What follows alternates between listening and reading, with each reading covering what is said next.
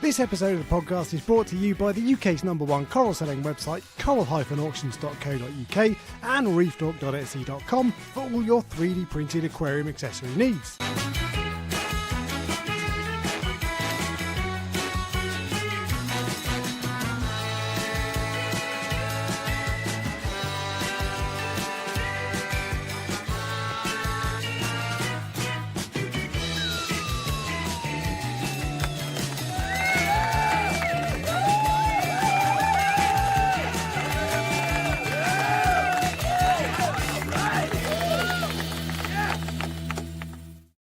What's up, YouTube?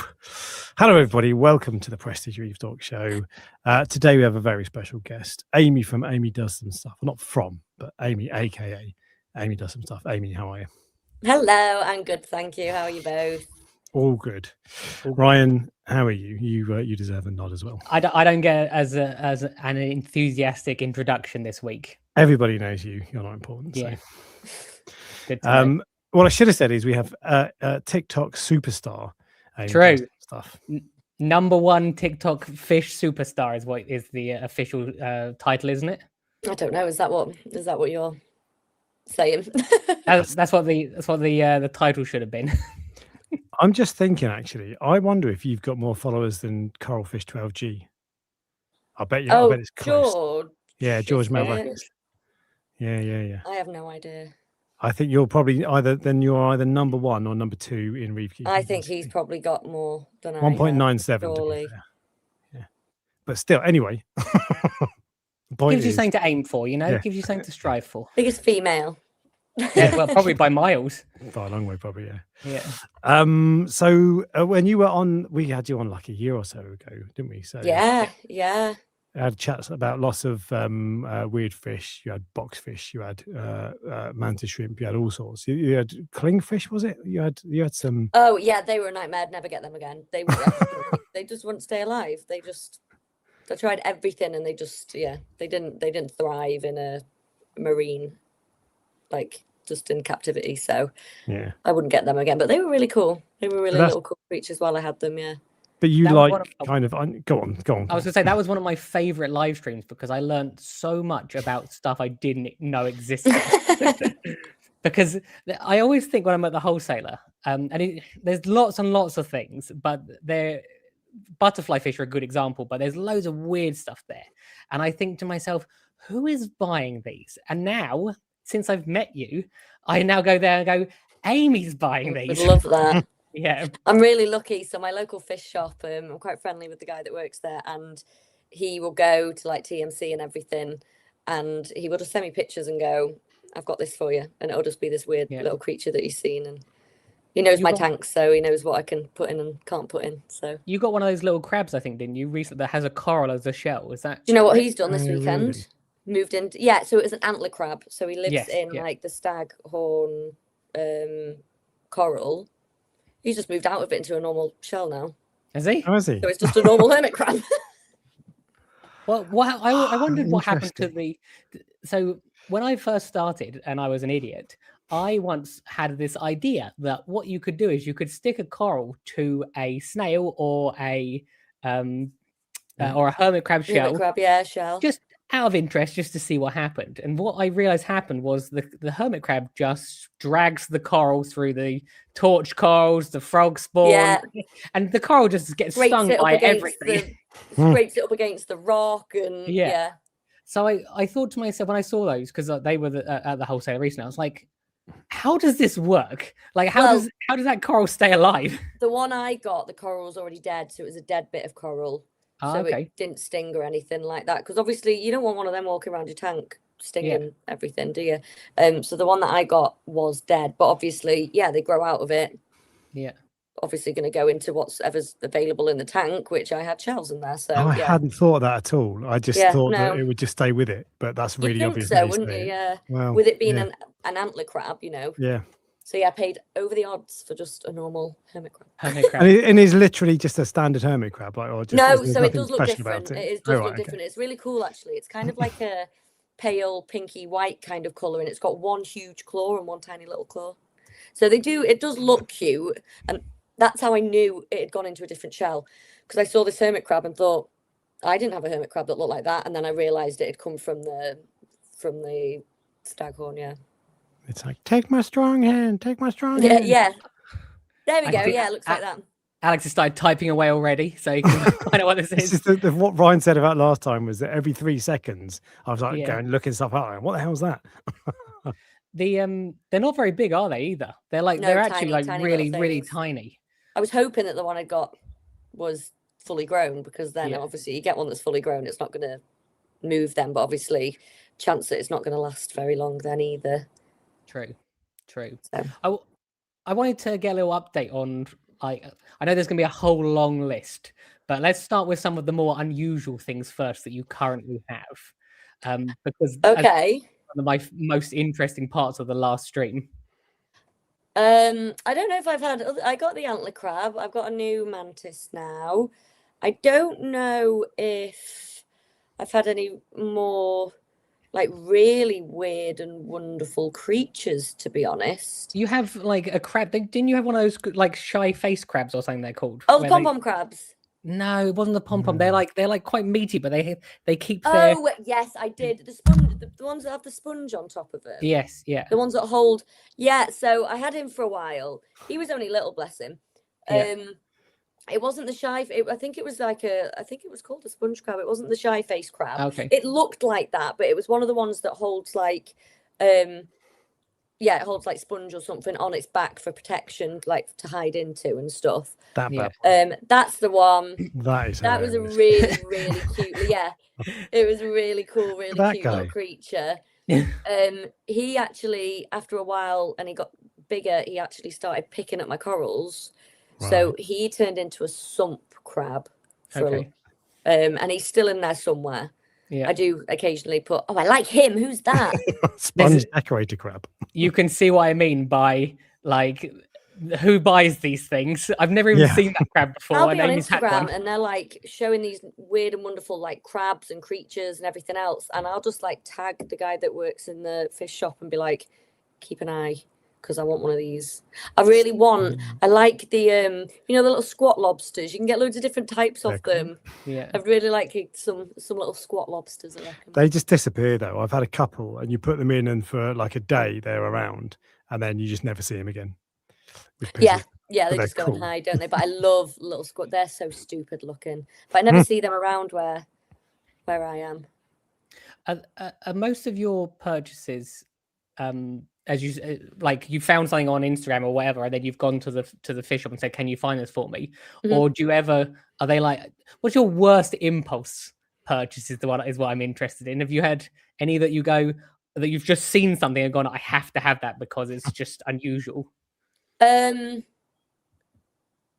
Probably that sponge crab. I just went, I don't care how big he gets or anything like that, or what's he gonna do. He's coming home with me. And probably the clownfish as well. I saw them and thought, I've never seen them before. I want them.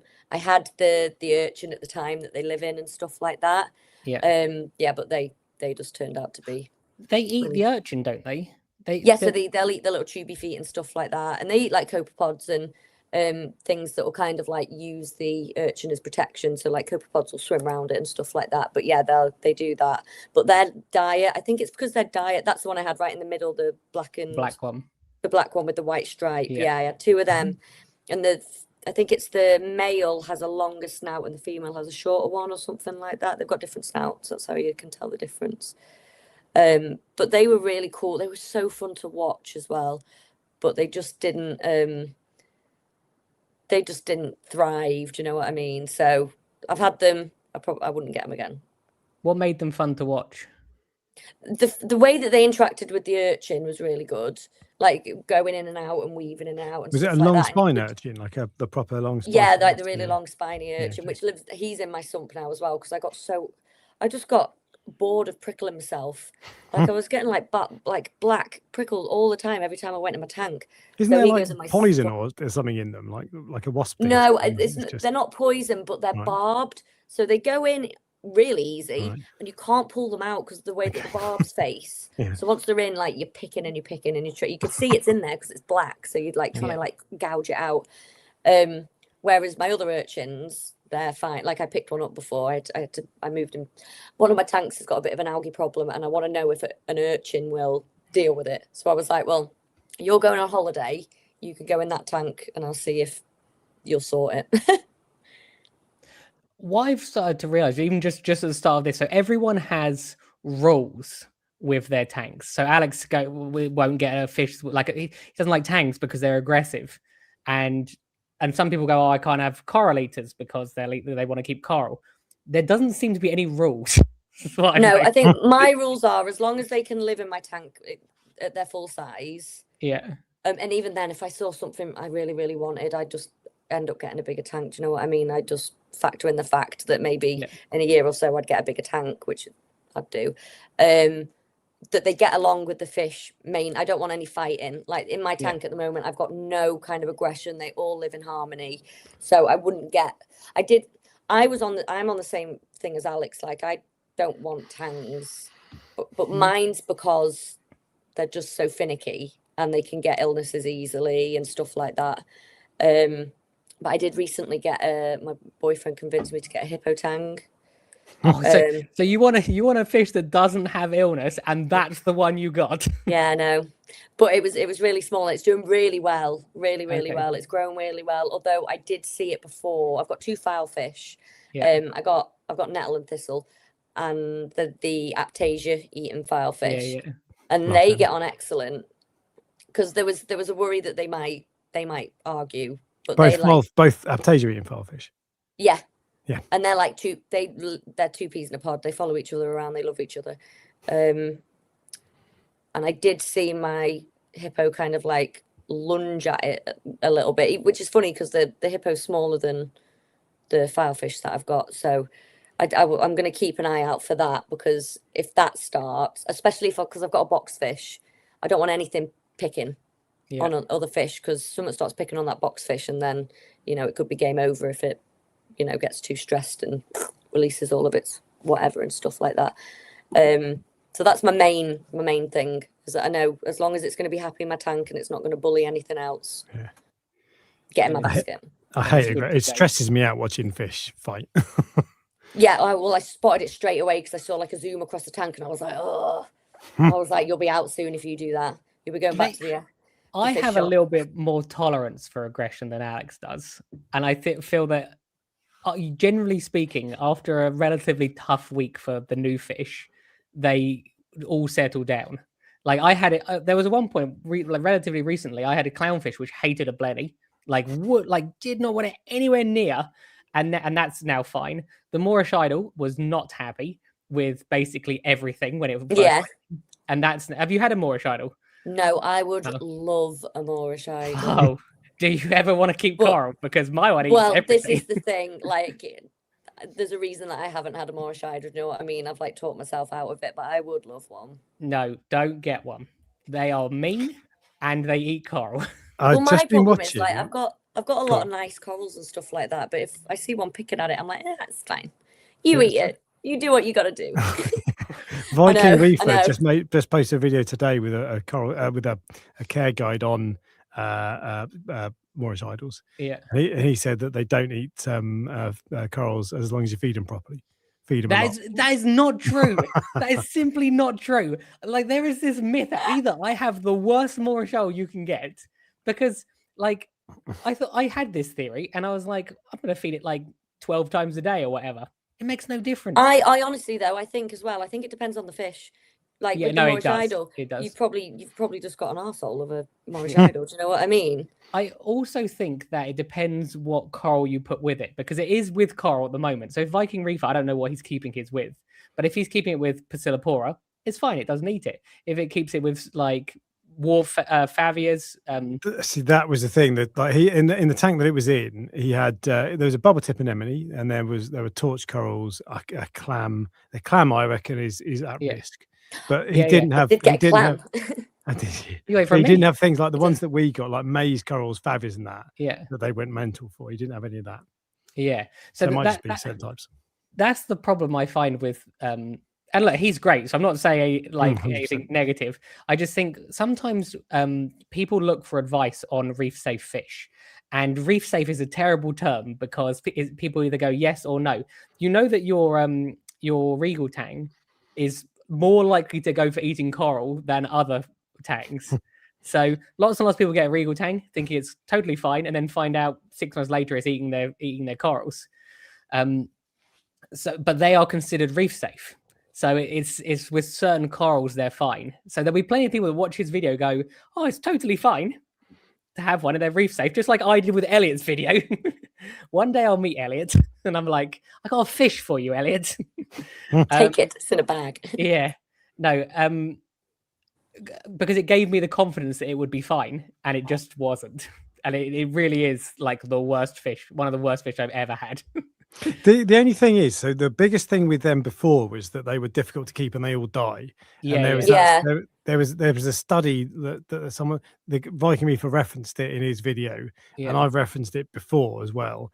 Someone studied Moorish idols for like a year, and they studied like 200 in captivity, and they all died. And I feel like that isn't the case anymore.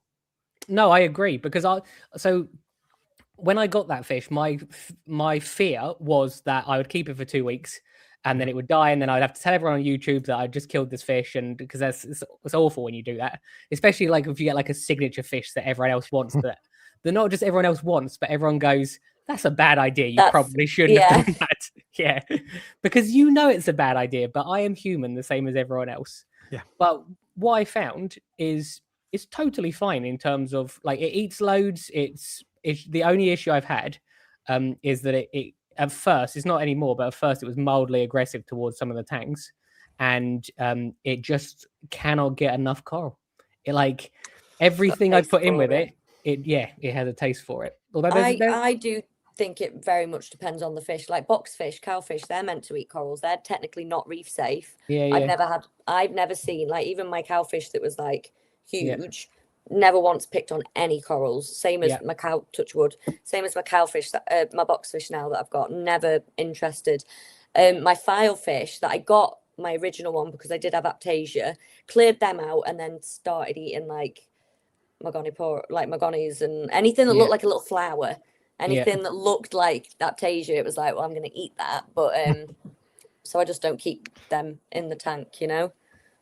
Isn't it funny that they're like that? Because that's a very regular thing that people hear with those, where they're like, "I will only eat this one thing, and as soon as that one thing is not there, I will eat everything." Everything else, everything. My aptasia eating filefish, I've had couple. One of them ate to my Duncan coral and my acans. And Duncan as well. I had to move mine out of my from into another tank. I ended up catching him using the acan as bait. And then but the other one didn't touch any of that. And the only corals that he was touching, the one I can remember was my Monty, just branching Digimonty. And he was just kept pecking at it. So it was always, all the polyps were. Do you think that's because it looked like when the bits came out, it looked like tiny little aptasias, maybe? I think he just knew that I liked that coral, and he was like, right, because I could see him looking at me. He's giving me the side eye whilst he's doing it. One eye on you, one eye on the coral. Yeah, exactly. Like, you bastard. So, but they're just it's a wild animal at the end of the day, isn't it? So exactly. I think you've just got to get lucky with what you've got. You know, I've had fish that I've had, really cool. And I've had to take back to the fish shop because they're not meant to be aggressive and they've turned out to be aggressive, or they're not meant to do this and they end up doing it. You know, I think it is just luck of the draw, really.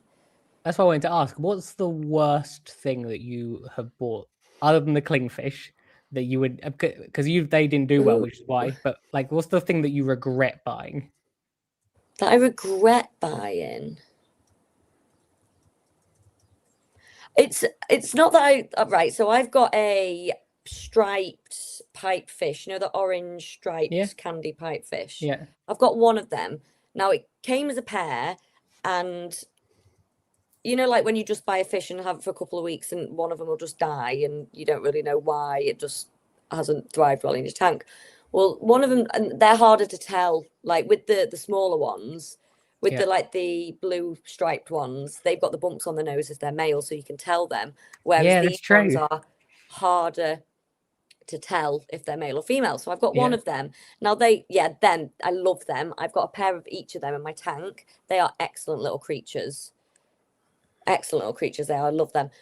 So I got two of them. One of them died. One of them, and I got these a couple of years ago. One of them has still got And over time, I have tried, when I see another one in a pet shop that's not paired up, when it's just on its own, I think, oh, well, I'll get that and see how I get on with it. Yeah. It's killed every single pet partner that I've put in there with it. Okay. So it miters and so that's on its own. And like people will say, oh, they're meant to be paired up, you know, because they're like seahorses. They do better. I'm like, not this one. This one wants to be on its own. So that one that wasn't what I was expecting. I never, in all the things you've had, that would expect you to go, yeah, it's a pipefish. But I love it. I love it. Like, and I know that it's fine on its own, so it's not like I regret getting it for that reason. Yeah. It's just that it's so weird. Like, why won't you pair up? Yeah. Like, I wanted one of those, to have a friend.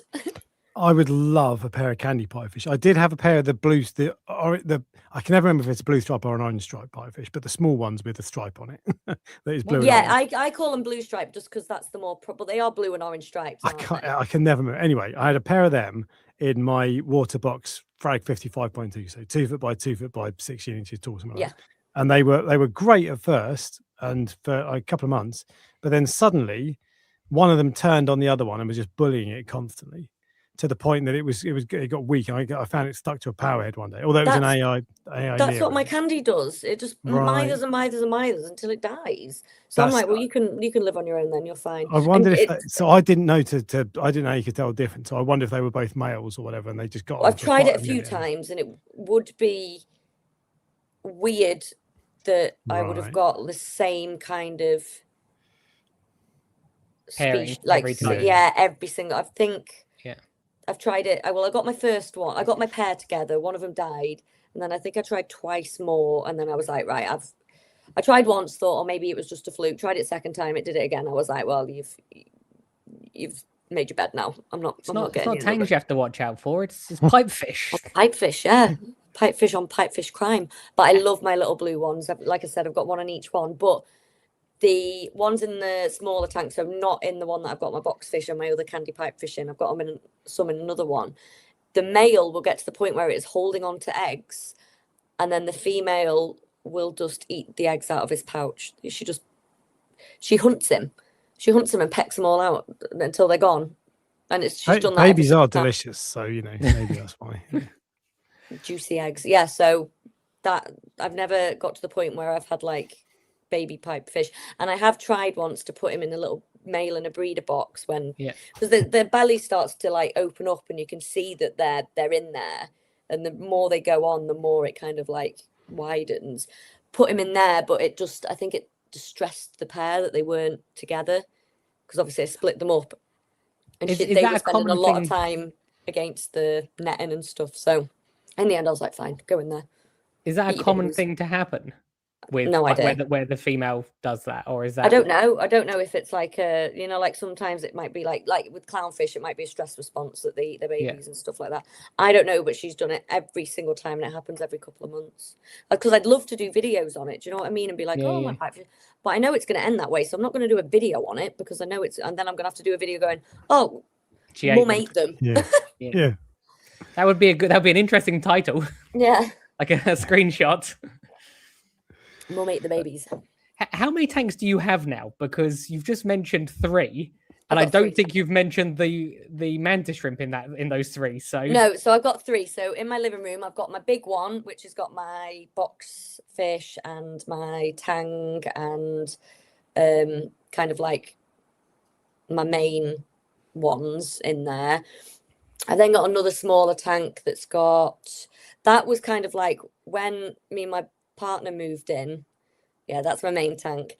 When me and my partner moved in, I kind of let him take over that tank a little bit, because he had a tank and through it like a breakup and stuff like that, he broke it down completely and sold it on.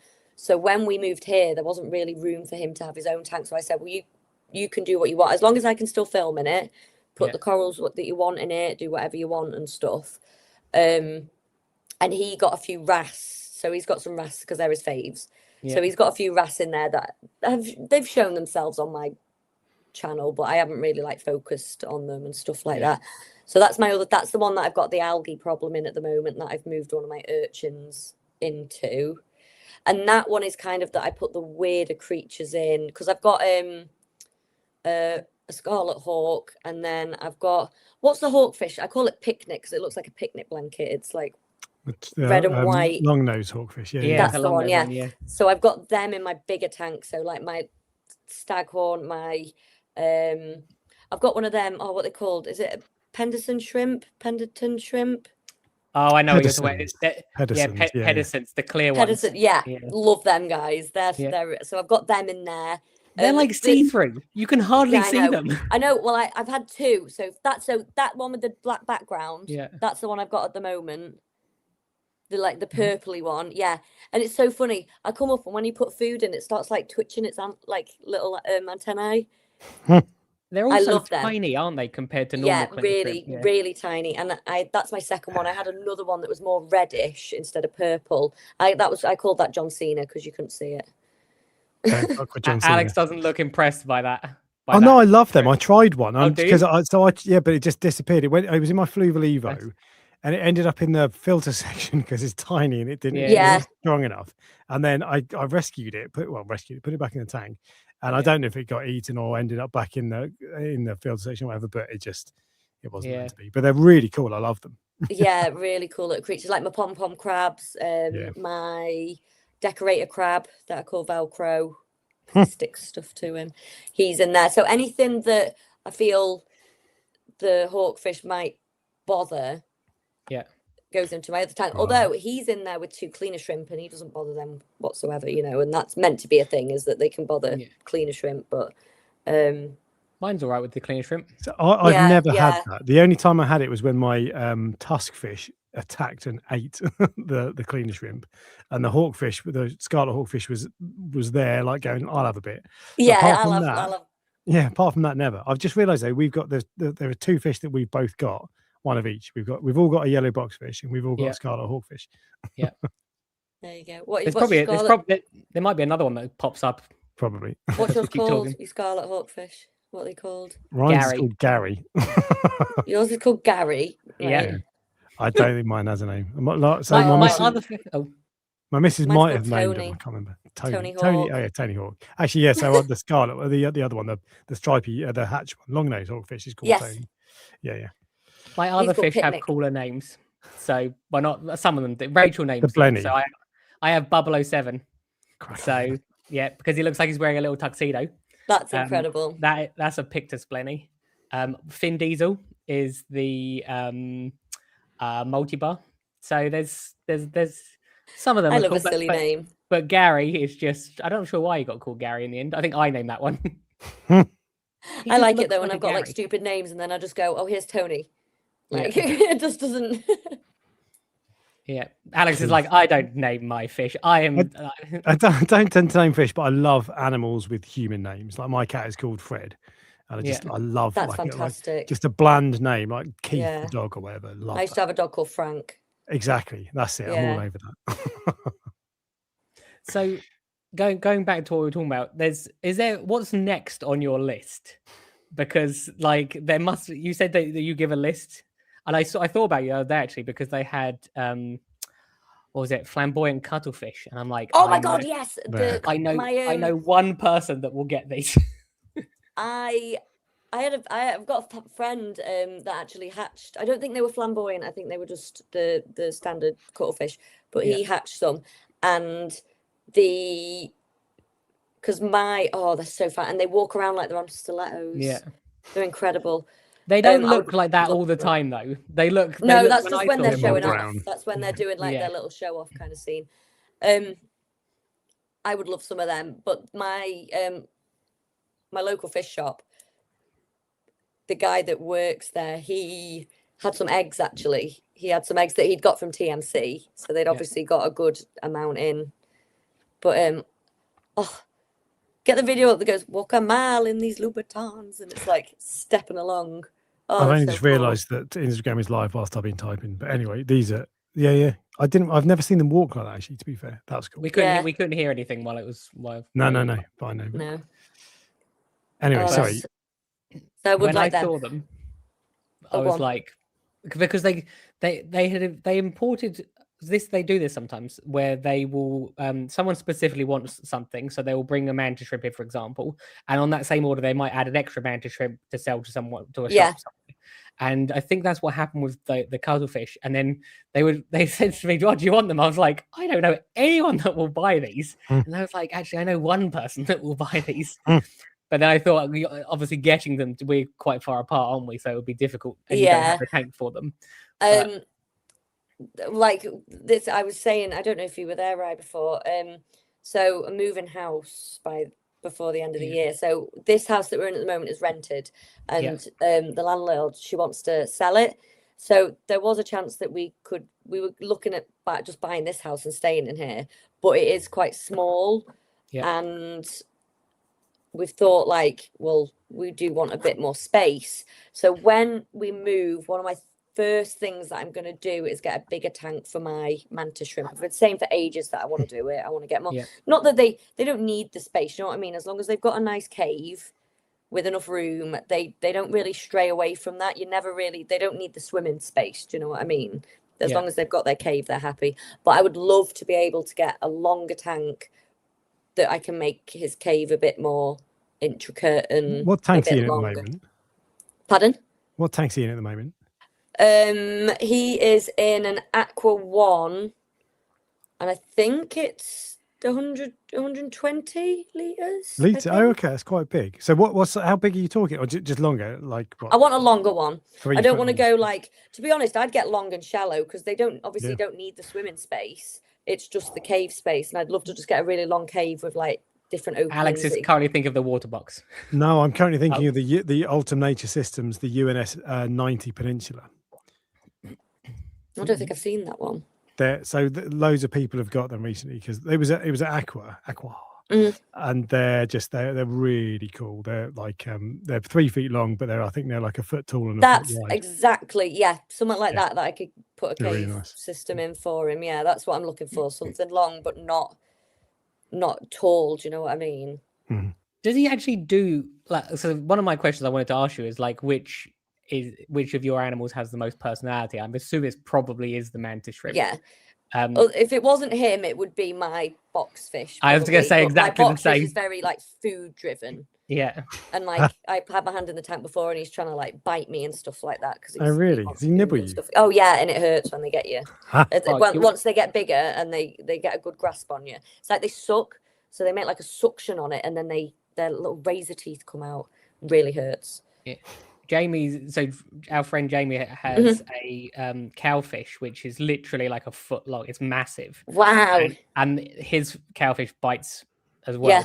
And that's the sort of thing that when your arm's in the tank and all of a sudden you get bitten by something, it's like, oh. So yeah, and it hurts. It really hurts. I used to be quite mean when I had Pickles, my big cowfish. Like people would come over and they'd be like, oh my gosh, like they'd be amazed at him because he's this really weird looking creature. And I'd be like, oh, put your finger in, he'll give you a kiss. So, that's They and the amount of people that would go, oh, and do it. Yeah. I'm like, you idiots, you deserve that. So the man, because I have thought many times, I actually wanted to use some of this time to talk to you about mantis shrimp. But so the tank itself, though, I assume doesn't look like much. I know I've seen his tank, as in not a lot goes on during if he's not moving, it's just empty.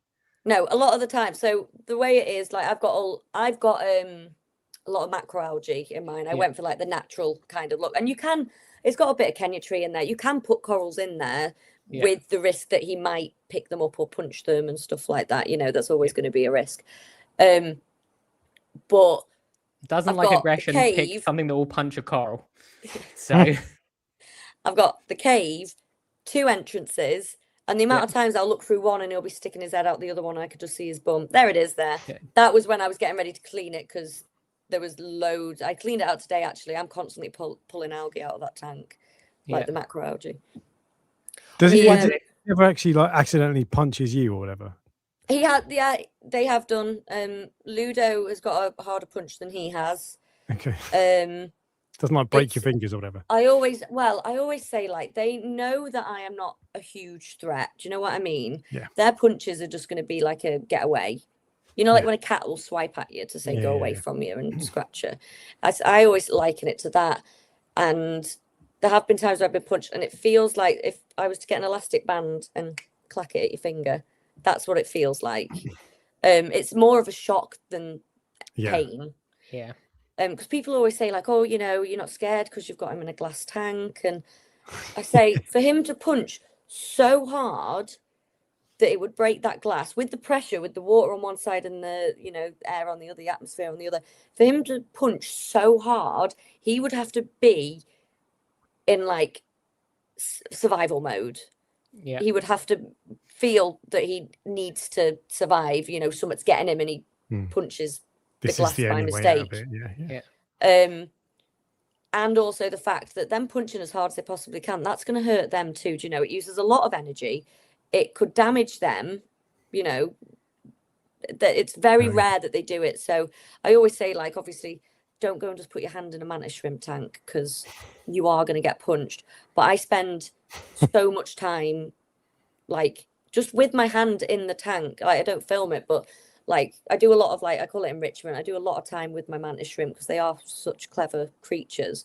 And I will pass him, give him things, and I'll get some up on my laptop for him to watch, you know, like other shrimp and Netflix, I do some crazy stuff.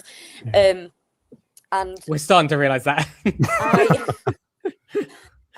you know, they know who I am. Yeah.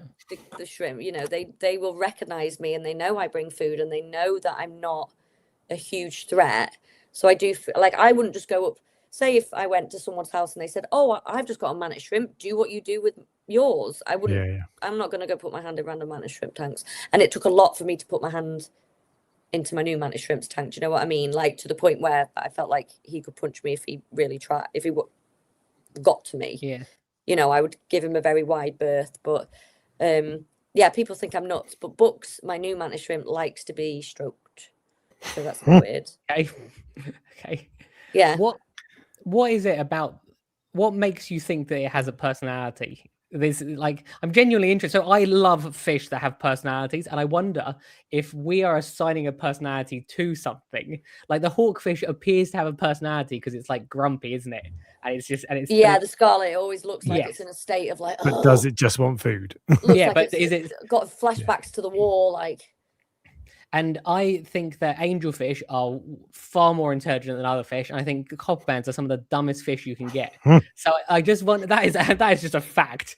So I just wonder if, like, what is it that makes you say, firstly, that he has a great personality, and secondly, that he's intelligent? Or is it just that you can interact with him more than that you can interact with the other things that you have?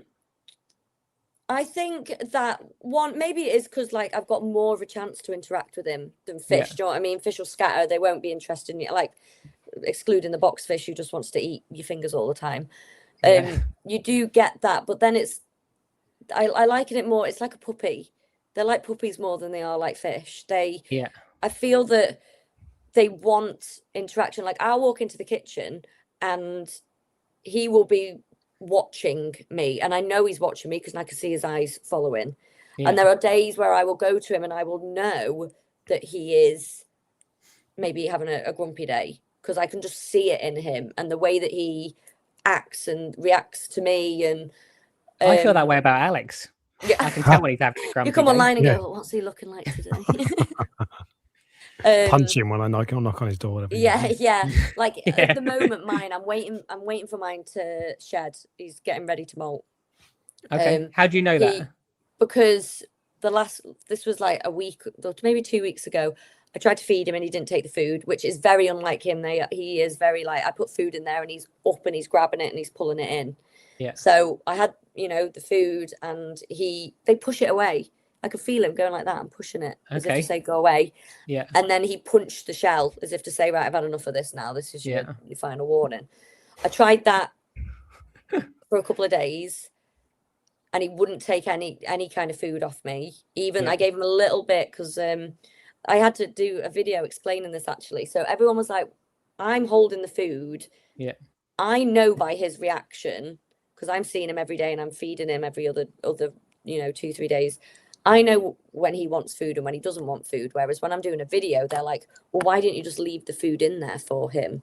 Yeah. And I have to explain, like, one, it's going to make the water horrible if I leave it overnight and this mussel starts decomposing.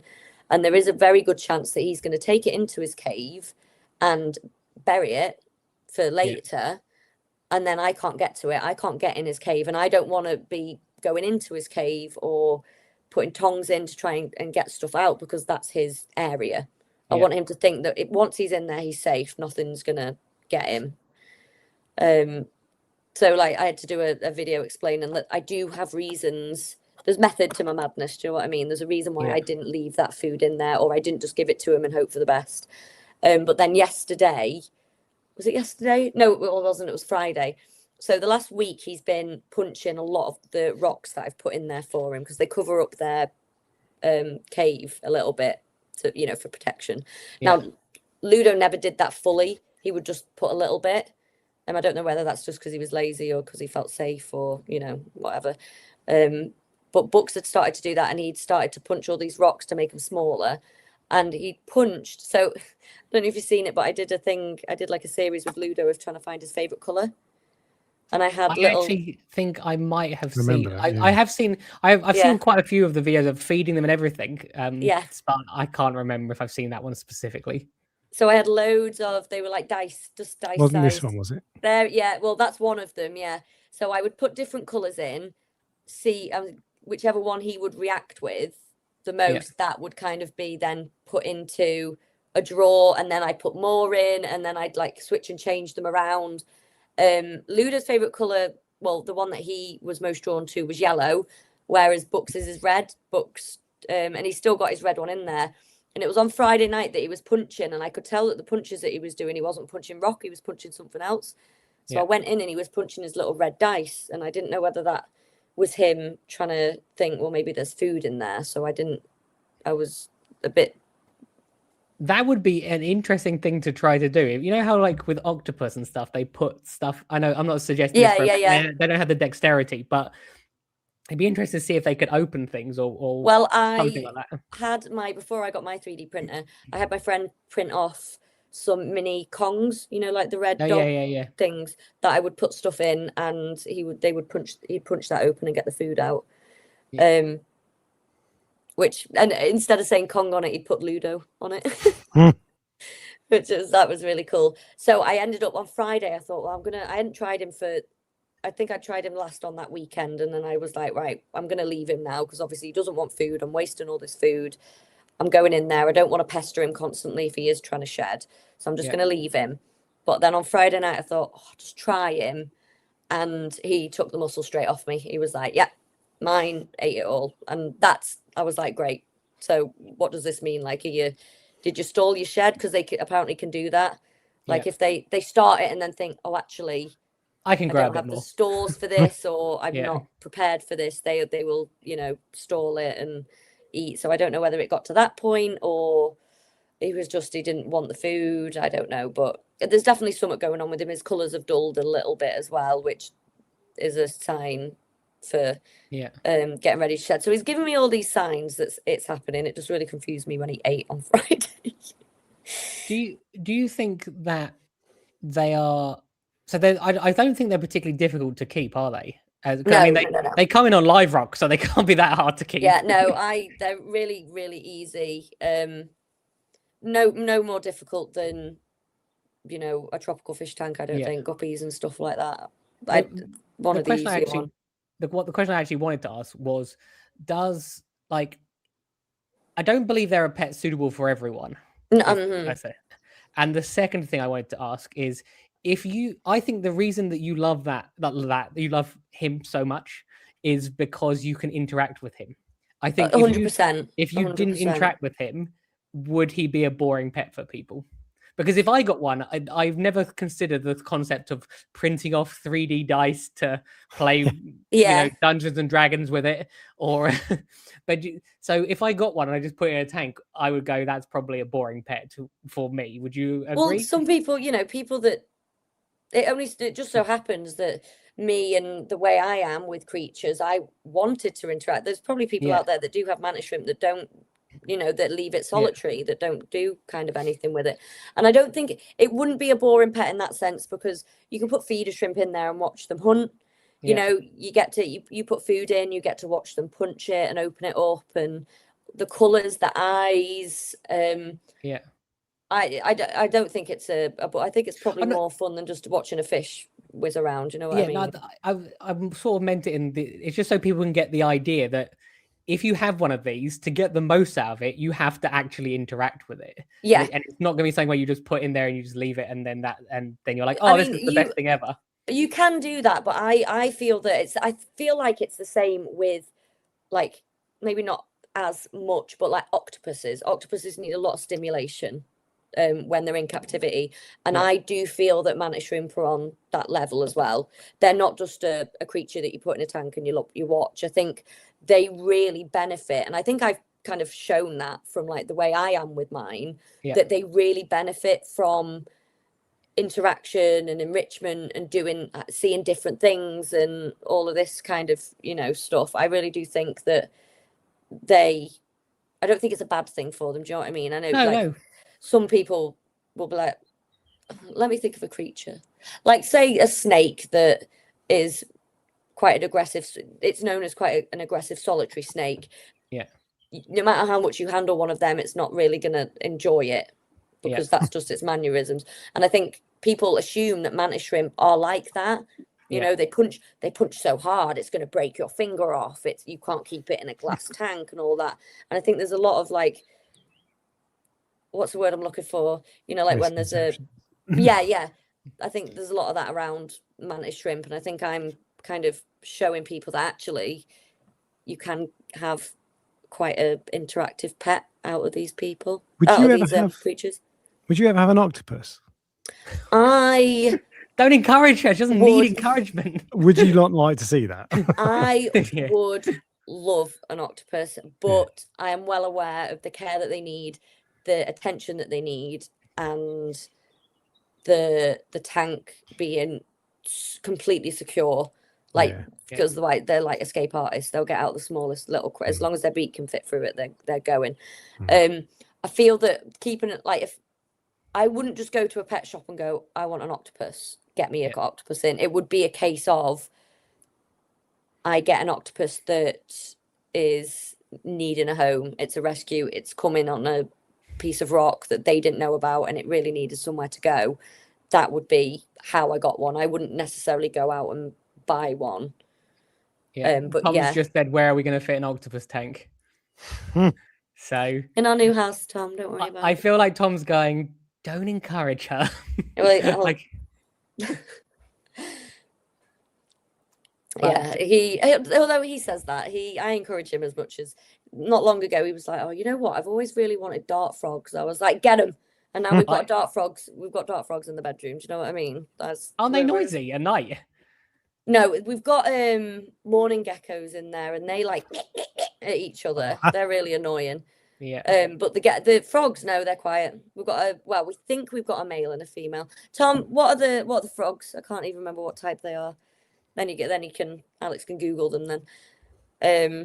I was starting to add, there seems to be this new, there's like added. I didn't know you had day geckos. I didn't know you had dart frogs. So there just seems to be more and more stuff. How many animals do you have? What have we got? Two, not that many. I've got my tanks. The chickens are at school, I believe, because you've been doing a lot with the chickens. They have been. I was saying to somebody the other day, the chickens have taken up more time recently than my fish tanks have. Like with everything that I've been doing with them. But we're gonna have babies soon. The chicks will be hatching next week, so I'm very excited, and the kids are very excited about that as well. I did it for the kids. They do that at the school, like Well, we had ducks at the school, but they were wild ducks, so they just lived there. Yeah, we technically get wild ducks then. No, I shot myself in the foot last summer because obviously throughout the school holidays, there's nobody really at school. So, there you go. You've got the name of them there, Alex. He's giving you the Latin name. Go on, try that. Give that. Alex loves to read Latin names because it makes him sound intelligent. Dendrobate. This sounds like a Harry Potter spell. Dendrobate. Tinctorus. Tucumaki. I know they're Tinctorus. That's definitely Tinctorus. Ryan also likes me to say these names because it makes me sound like an idiot because I get it wrong. That's true. That's these true. Ones. They're the ones we've got. Oh, they're actually pretty cool. That wasn't. Yeah, they're really cool. Really cool. We've got two of them, hoping for a boy and a girl, but we don't know yet. Anyway, so these chickens, I shot myself in the foot last summer because they needed somebody to keep coming in and seeing these chickens. And I said, oh, well, I'll just send them, I'll pick them up and they'll go to my mum's, because my mum's got chickens.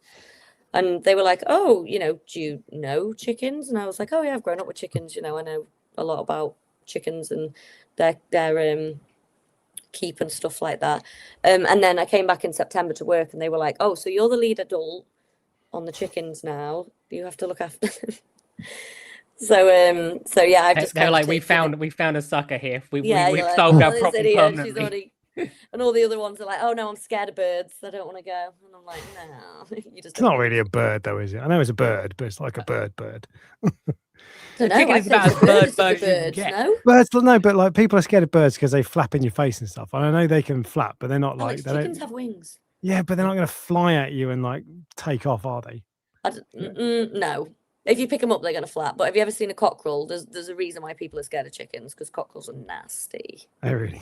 Yeah, they can really come for you. Okay. So I've been doing a lot with them. Like, I've got like blisters on my fingers and everything, but they're all done now. I'm going to go tomorrow to check on them, because it's half term now, so checking on them. But yeah, that's been... It wasn't, I just remember, it wasn't ducks. It was actually a wild goose that used to come to the school. Just this random single goose that was named. Was it friendly? Oh, as in, we didn't go. It was there. It was there for days, and it would fly away for in the winter, and then it'd come back, and it would just come and live at the school. Yeah. Oh, I love that. So, I'll see, if I was there, I'd be like, come here. Yeah. Come to me. Like, there is no migrating for winter. Yeah. You get to live You here stay now. with me, I'll keep you happy. So, but I wanted to ask. There's a few other things that I was interested in. I was more about. Well, one of the things I wanted to ask you about is obviously Ludo. Unfortunately, didn't survive. He didn't. You had him for quite a while. I don't know how long they live for normally. Yeah, so it's hard to know their age. He was pretty much fully grown when I got him. Yeah. And his shedding, like the space was about, I think it was about 8 months, 9 months, which is a long time for him to go, because obviously as they get older, they're not shedding as much. So he was a good age, and he shed at the beginning of February. So he did it all, was absolutely fine. And then I'm assuming something must have gone wrong from that. Yeah. You know, it's used too much energy, or maybe something's gone wrong with it or something. Because he was fine. I say he was fine. He was reluctant, but he had just shed, you know what I mean? So I just put that down to the fact that he just shed, and maybe he was just like hardening his shell and stuff. Yeah, and I came down and he passed away, which was a huge shock. Then how long had you had him in total? Sorry, did I miss that? Say that again. How long had you had him? I had him for about 3 years, I think. It's hard to know. I'd have to go back on like my TikTok and see like when I first got him, maybe around that. But yeah, the one I've got now, Books that I've got now, was a lot smaller, so I know he's not as old. And yeah, hopefully either that or he's just a small adult. But you're exposed to a lot of people on TikTok, not just your own followers, but all the other idiots that don't follow you.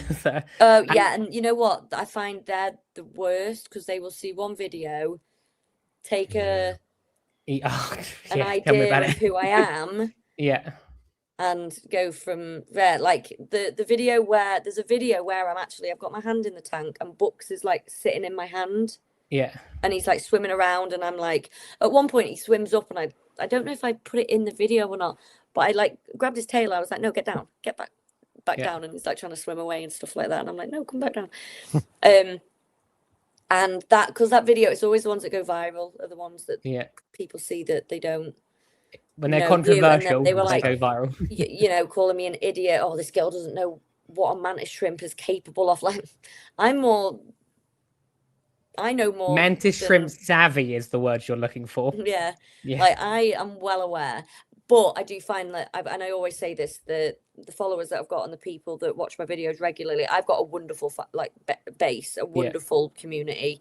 I very rarely get any kind of hate or like nasty comments or stuff like that.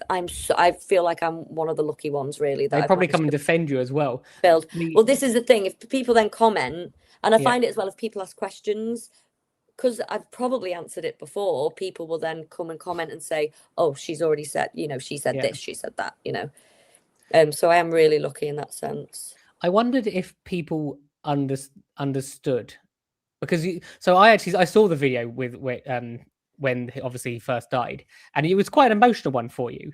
But to other people that don't have tanks, they don't realize that we actually get very attached to the animals we keep. And I just wondered if being exposed to that many people as something that was quite hard for you, you could see it was hard for you, would actually to some extent make it worse, because a lot of these people would not understand.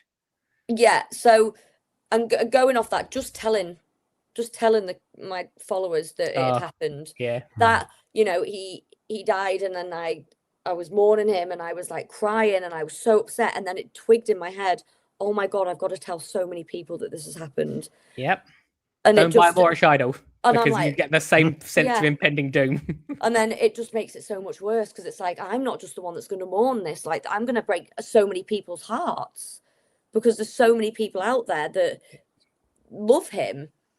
To be honest, and on the video, I didn't get any, not that I saw, I didn't get any nasty comments of like, why are you crying? It's just a shrimp. I didn't get any of them. Which, to be honest, I don't think I'd have cared about anyway, because obviously then people don't know what it's like to have a pet, because it doesn't matter, cat, dog, anything like that. I was interacting and dealing with that with Ludo every single day. I was chatting to him through the glass, I was tapping, I was feeding him, I was doing all this stuff, I was doing enrichment with him. It is just the same as having a cat and playing with a cat every night in your just in a box. Yeah, exactly, just contained. And he was obviously Ludo was my first introduction into mantis shrimp, and I learned so much from him, and in turn was able to teach so many other people about him, that I was just so like, he was just my baby. He was just like, it took me a long time to get over it. And to be honest, getting books, hearing that, like, somebody messaged and was like, just so you know, there is a mantis shrimp here. It needs a home. And I thought, well, I'll go look. And then I was like, well, I'm not leaving him here. Do you know what I mean? He's coming home with me. And he very much helped heal like the loss that I had, because for a good few weeks that tank was empty. And for the first couple of days especially, I would look in, because it was just, I'd come down in the morning, I'd turn the kettle on, get a cup out ready for a cup of tea, and I'd just look in the tank. It was just like muscle memory. So there was a lot of times that happened. So getting books really did help kind of fill that hole and make it a bit better. The next bit I wanted to get onto is, and this is, I think, it's fair to say that I think it's slightly unusual. Would you? I don't want to offend you, because everyone's different. No, I know. But you have decided to have him taxidermied. I have. Yes. I have. And this is not the first of the animals that you have preserved. No. So I've got my first ever sea urchin, Bebo. I've got him still.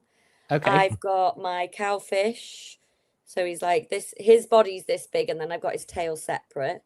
I've done that. I've got my other box fish, Cuba and Peabody. I've still got them. I've got my my bobbit worm. Bobbit worm in a jar. So Rachel here, she has a collection of Lego, and so she has a Lego room, which where there's a whole. Have you got? Have you and Tom agreed a space for these animals? Yeah, so I keep mine in my bathroom. We've got like a little cove bit, and it's got a glass shelf, and they are on the top kind of together. I haven't decided where I'm going to put Ludo. I'm actually getting him his full body. So I've been sent pictures that I haven't shown online because they're a bit more like they're mine. Do you know what I mean? It's my boy. Yeah, I'm going yeah. to share what I want to share. Yeah. But I've got photos of like his face and his head, and there is a photo. He wasn't. So the process is obviously he needs to be dried and clean and stuff like that, and then he's actually going to get painted. Okay. Really intricately, because it's cool actually. I should have sent you the photos. So when he first got put on them blocks to dry, you could Yeah. see his blues, but as he's dried, he's gone very, very orange, like you can see in the pictures. Yeah. So to bring back his more like natural hue, the taxidermist is going to paint him, which obviously it's a long process, but I'm hoping to get him back soon. But I've seen like more pictures of him and the process and stuff like that. Yeah. It sounds like Tom's up for it because he just said you should show the skeleton of the codfish. It looks very cool. So you found the perfect person. Codfish? Oh, he means cowfish. Oh, the cowfish. Oh, yes. Yeah, because they have like. Find it. Tom, do you want to? I don't know if he's If in you the just bath type or in not. cowfish Tom, skeleton. bring the cowfish up. But look, we're Tom, going are to you have in a the live bath? showing. Can you bring the cowfish? The people listening to the podcast are just hearing it. Tom, are you in the bath? So, If Tom walks in naked now, I mean, this is yes. this video as well as a podcast, so we're in trouble. But We'll get demonetized. Yeah, but I knew I wanted to keep. He's too pretty. He's gorgeous. Yeah. I knew I wanted to keep him. It was just a case of how do I do that? And then when I researched into it, like people were like, "Oh, put him in resin." I'm like, I'm not making him into a paperweight. You know, just putting him in clear resin. He's going to be an ornament instead to be I appreciated. can't touch him. I can't enjoy him. I was out of the bath. Oh, you were out the bath. Thanks very much. So this is Pickles. Oh, so he's not. I thought he was in like a jar, but he's not. He's actually no. So he's dried. Let me get him out. So I stuck his tail at the back. Yeah. So his tail is there. You couldn't get a bigger box for all of him. No, it took me a long time to find this box. Yeah. It's funny seeing that because I know they have an exoskeleton, but it's still weird that looks exactly like the fish, just a different color, basically. Yeah. So I remember last time you said so. The inside was he's even got his beak attached. So so he's still got his beak attached, and you can see his. Can you? I don't know if you could see his little teeth. So you can see his teeth. Obviously, his eyes, his gills were. People that are tuning in now are like, this live stream's taken a very strange. It's even got the same pattern, more or less. Yeah, like the and underside. You can see, which is funny. When I first got him, he bashed his head on the glass and broke his horn a little bit, and you can see. Like, hold on, let me get my finger behind it. You can see his little indent. But yeah, you can see all of his little like, what's it like, honeycomb pattern? His little top fin, the scales, his back bit, his little butthole. Why is his tail separate? Is that not attached to them normally? The way it was, this is all obviously hard. Yeah. The tail was attached with muscle. So when because I did all this myself, I won't go into detail. It was disgusting, but I cried. You did this yourself. I cried. There was a lot of crying, a lot of gagging doing it. But God. I'm glad I did it. But yeah. So it was muscle that attached the tail. So when he went through the process, there was no hard bit to attach it to. Yeah. So I put his tail. Plus, I would have needed an even longer box to put him in. Yeah. With his tail, but that's Pickles. Are they all preserved like that, or are the other ones just in jars? No, so Pookie's the only one that I've got in a jar. The other ones are dry preserved. Oh. So it's not actually what I was thinking. I was thinking that you just had a load of yellow jars, because the preserved is a funny color, isn't it? Yeah, well, that's only when it like kind of dissipates. So that's why I did that video of me changing Pookie, because she was in formaldehyde. I put her in alcohol, then formaldehyde, and then put her back into alcohol because formaldehyde can break them down over time. Yeah. So she's back in alcohol. And that had started to discolor and stuff, but it's not anymore. Sorry, Pickles just exposed you to the to the world. It exposes bumhole as well. Yeah, That's no, true. I do apologise. People were loving that though, so it's Oh, good. good. J- It'd be the just same unless we saw his butthole exactly. interrupting the taxidermy theme. You had a jellyfish tank a while ago. I did, yeah. I've had different types of jellyfish. So they're kind of like the a bit unusual, that sort of thing, which is right up your street. But you don't interact with it. You get no interaction back from the jellyfish whatsoever. Oh no, Ryan, it's just like Ryan it's just like hates jellyfish. I hate jellyfish. They are the most ungrateful pet. you could get a bit of cling film, put it into a ball, put it in Yeah, the same water. thing. That's you've got a jellyfish. They're Yeah. exactly. And the last ones I got, so I've had moon jellyfish, which are great, and they're like the usual ones that people will get. That's like their intro into Yeah. it. I've had blue cannonball. No, they're like blue spotted lagoon. I had, which were fantastic. They sure. were I think I know what they are, really but I'm good. not They were 100% really robust. They were really fun to look at. Yeah. That's them. Okay, they're cool. And the last ones I got, I think, were the blue cannonballs. I think. Let's have a look at the picture. You see, Yeah. these Them- you used to see off the back of the house in Australia all the time. Them, Ah, they are not made for captivity. They do Okay. not want to live. Okay. It doesn't matter what you do.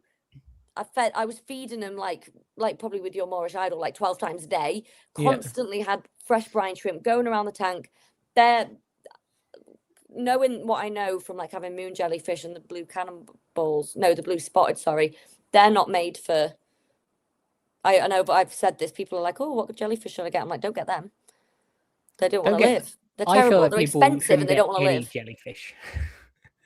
Because I Yeah. think there are like one of my friend I messaged of me my just before friend. Christmas. Well, My one friend. my friend.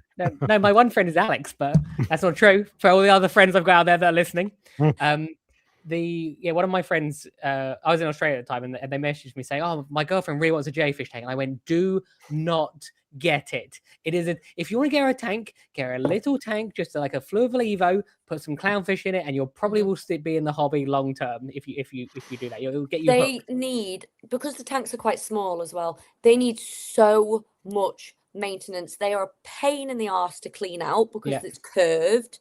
Yes. They need you are constantly having to hatch brine shrimp. Yeah.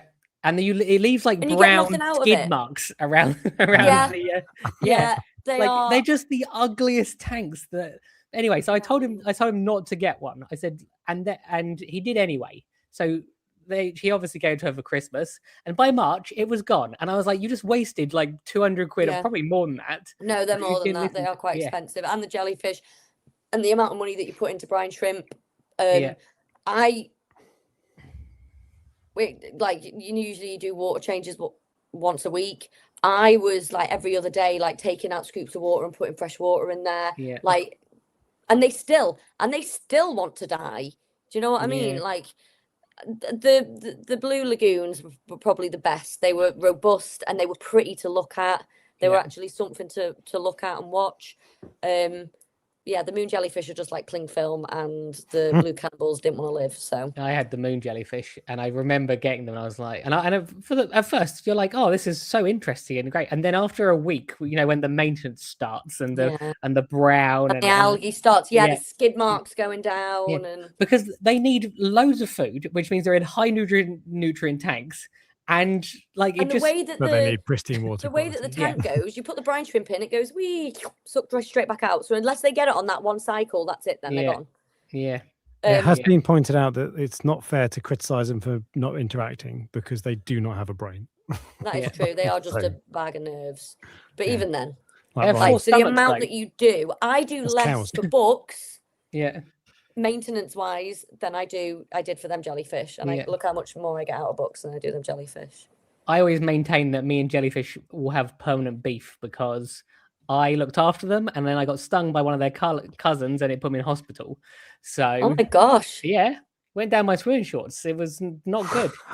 I pulled out with my hand because I was like, something feels really wrong, and I pulled out with my hand and it was then stuck to that hand. So I did this, and then it was stuck to this hand.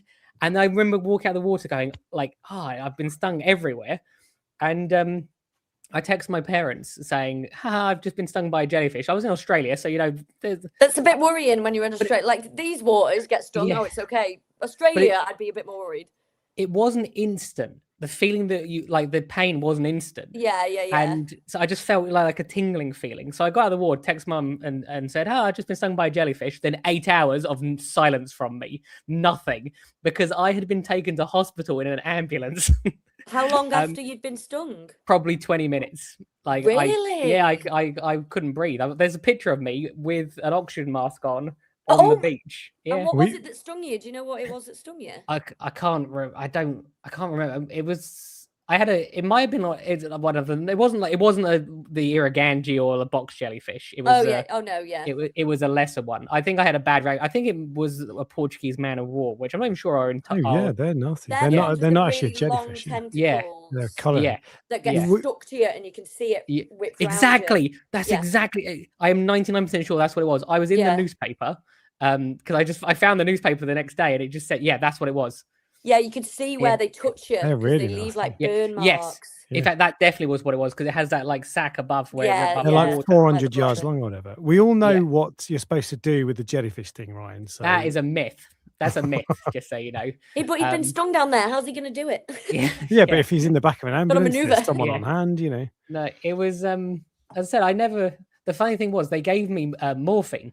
And they go to you on the beach. They gave there's a type where you just like suck it. Yeah.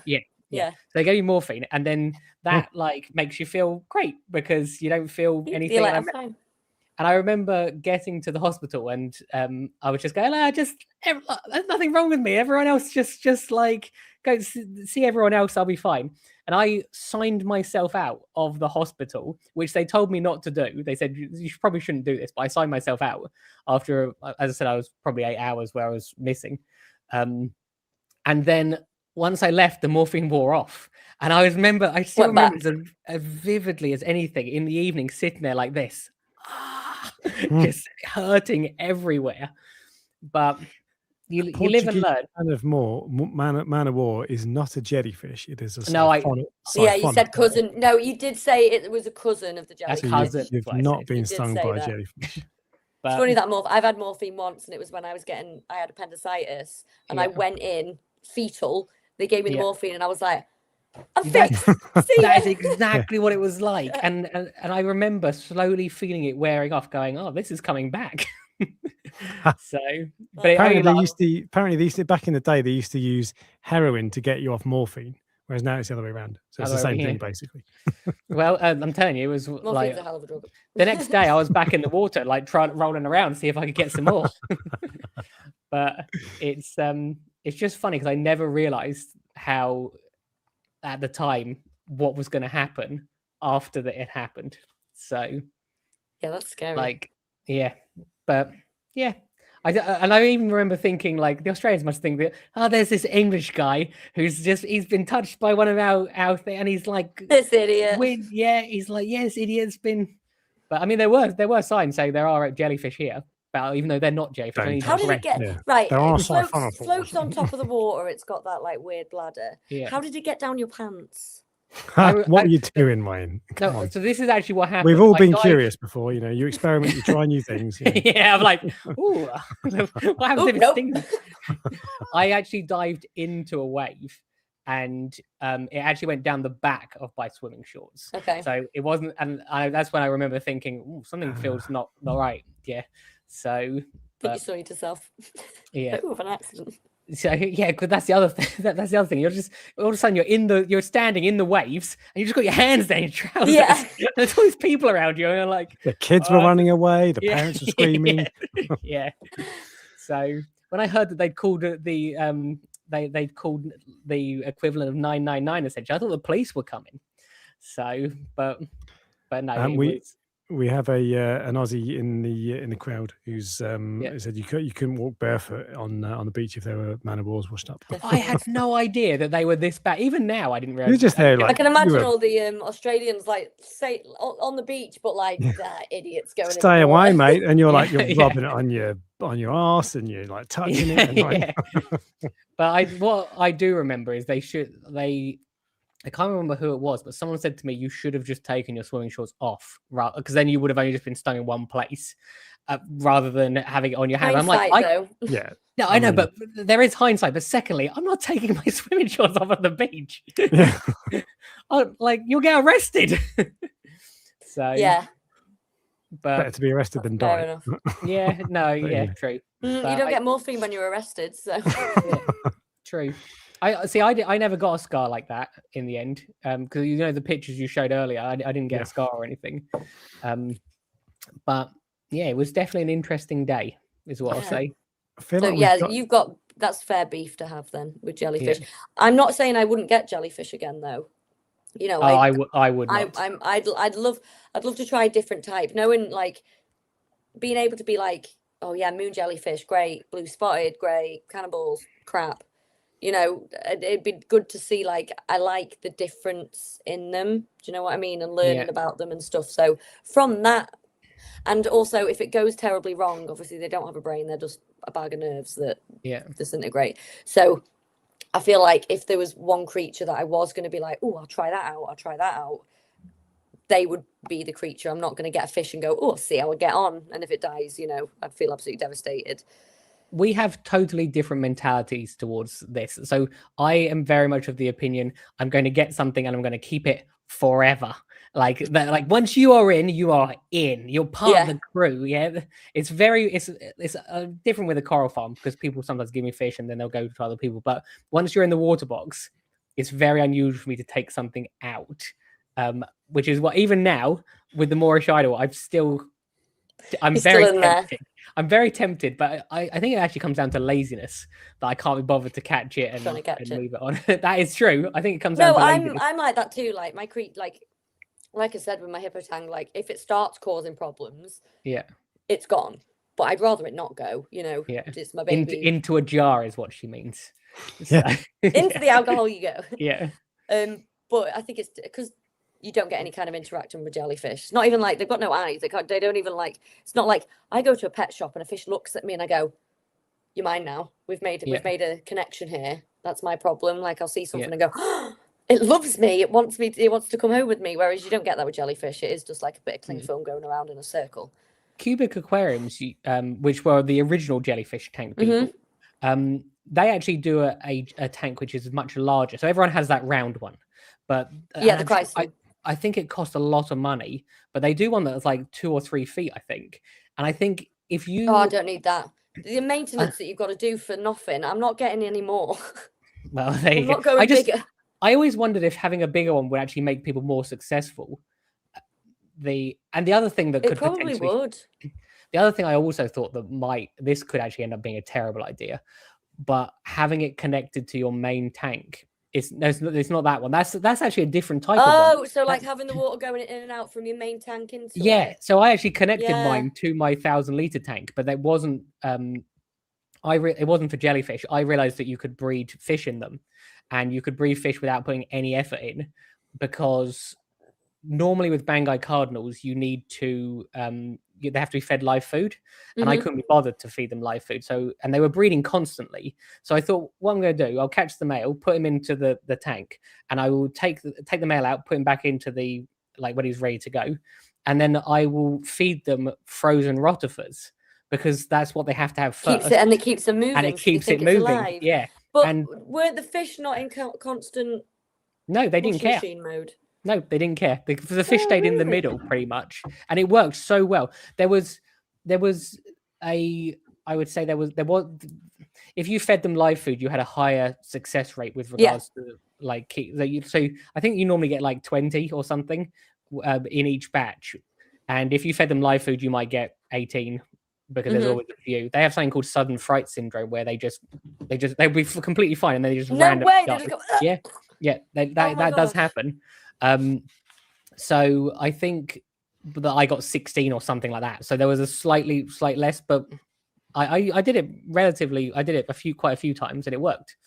So I was like testing out a new form of aquaculture, basically. This was a long time ago, but the problem with Bangais is once the female wants to breed again immediately, and then it's just a constant cycle.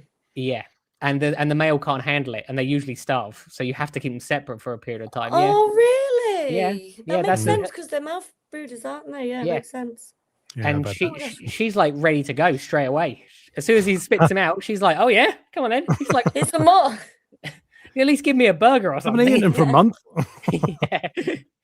But their instincts is so strong that rather than just swallow the next batch of eggs, they'd rather starve. It's really odd. So That's you always crazy. talk about how stupid copper bands are, but maybe Bangor cardinals is just, it's not paternal No, instinct. No, They're so stupid they can't realise if they just let this one go, they can. Yeah, and they would be fine because I think it takes. She's still 3 got to weeks. then produce eggs, she has to so produce they'd more. have Yeah, that time. but so Could you not she swap the males out? I've you got can 2 males. you can do that, but I won't have Bangors anymore for that reason, just because they're a pain. Yeah, same. Yeah. So they're a fish that a lot of people have, and a Ew. lot of people get recommended, but either have one or none. When I've they never do had them. breed, though, it's really cool. Yeah, I've never had them, and I would like to try them for the breeding. For the for watching it and seeing it, but also the fact that I could do videos on it and show people this is how they do, their breeding and stuff like that. I think it'd be really cool to show other people. I wanted to ask you that, actually, because people do get into I remember Aaron's Aquarium mentioned it, that you get to a stage where you're buying things for social media. Is that something that I have never bought anything specifically for social media. There has always been me wanting it. Yeah. Like I've had fish and creatures before that I haven't put online. Do you know what I mean? Yeah. But there will be a creature I think, oh, I really want that.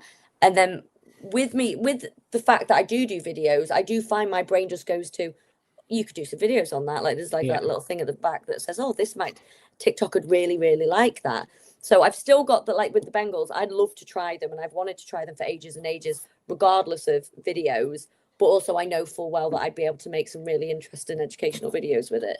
Yeah. So there is that. But I'd never just buy a creature because it would look good on camera. Yeah.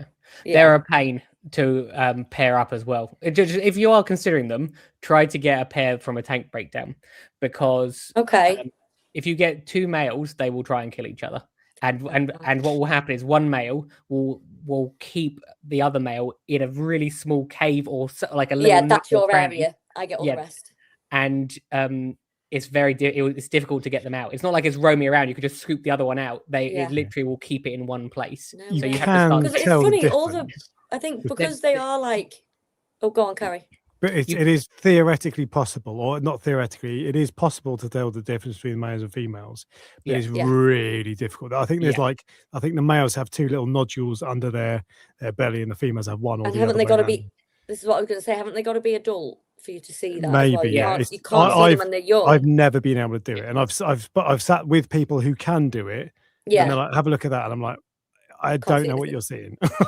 Yeah, but I would say the ones that I've seen very recently are all young. You very rarely see an adult now because they are like bred in captivity. Yeah, it's like hippotangs. Can't remember last time I saw a big adult, a good sized hippotang. They're all little now. So they're seasonal. So you get them at small sizes. At this time, I think this might not be correct, but you definitely get them in batches where you get loads of small ones and then no small ones, and you get slightly bigger ones. Bangais are all tank bred. They're actually, I don't know if they still are, but they come from the Bangai Islands, which is where they get their name, and they're an endangered species. Interestingly, however, they are also an invasive species in a different part of the world. Oh, really? Yeah, that's true. So they went. I'm not sure where it is, but I assume probably because of aquariums, they were put in the sea somewhere. Yeah. And there's now loads of them there. So they're endangered in their natural habitat, but they're everywhere else. Everywhere else. That's funny. Yeah, but you still get, despite that, you still get wild collected. Do you? I think. Really? I think that's right. I'm sure someone told me that. I've not seen them, but that doesn't mean that's not true. When you see them at the wholesaler, they're always in batches of like 300 of them. There's loads of them. Well, I tell you what, keep an eye out for a couple that we know are male and female. If you find anybody that's I've got a tank breakdown or anything, I'll have them off you. There you go. Someone might be listening, going, "Yeah, I got a pair, and I'm thinking about moving them on." Yeah. Oh, I've got a question for you though, because last time we spoke, you both were like, "Oh, I might get a mantis shrimp." Have you got one yet? I have actually been very tempted multiple times. I know. But yeah, I know that I buy things on impulse sometimes, and I don't want to take on any more. Is the reality. Yeah. I don't want to take the farm and the water box, and I'm like, do I want another tank? And the honest answer is no. I do have. That's the problem. It is just that tank. It's not just that as well. Is that it's? I don't think I would. So you try not to say you stimulate your mantis shrimp, but you provide stimulation for your mantis shrimp enrichment. You enrich your mantis shrimp and you like play with it. Yeah. And that's not just like when you're doing TikToks. That's what you do all day, every day. I do. Yeah. I don't film half of exactly. And I wouldn't. I don't think I'd do like. I might do that for a day. But then after that, I'd be like, I don't know though, because you get to know him, and it is so much fun. It is fun. Yeah. It's a quirky little creature, and you can't help but. I find that I can't help but. I mean, mine's in my kitchen, so like I'm going in there, and he's poking his head out, and it draws you to it. Do you know what I mean? You poke, you're all right, and you tap on the glass and stuff like that. See, I don't like putting my hands in the tank, and I see you have your hands in the tank all the time. So you have a coral farm. I know, no, look, I'd understand that, but what I'm saying is I have to put my hands in the tank for that. But you don't have to. I don't have to put feeding him feeder shrimp. I class that as enrichment because he's out and about and he's hunting. I'll drop things in the tank that like shells and stuff like that. Sometimes if I go to a pet shop and they've got different shells, I'll get a shell, put some food in it, just drop that in, and that it's like giving a dog a Congo or a frozen treat. Do you know what I mean? Yeah, I'm at sort of at the stage where I hate feeding the fish. That's how into the whole. It's funny because that's the thing I've said multiple times. I have so many fish and so many fish tanks, and fish shops say the same. Like then when you've got so many fish, it's not no fun longer, anymore. No, and I have 8 tanks. I think I'm pretty sure I have eight individual tanks. But they only need feeding every 2-3 days once they're an adult. Yeah, you're tempting us, but every so often I'm like. Because you very rarely see them at the wholesaler because they are an acquired taste, and there's nothing really you can keep with them, is there? I know some people keep like a damselfish or something, but it's not recommended. There is a guy that keeps a domino with his. That gets rotated out.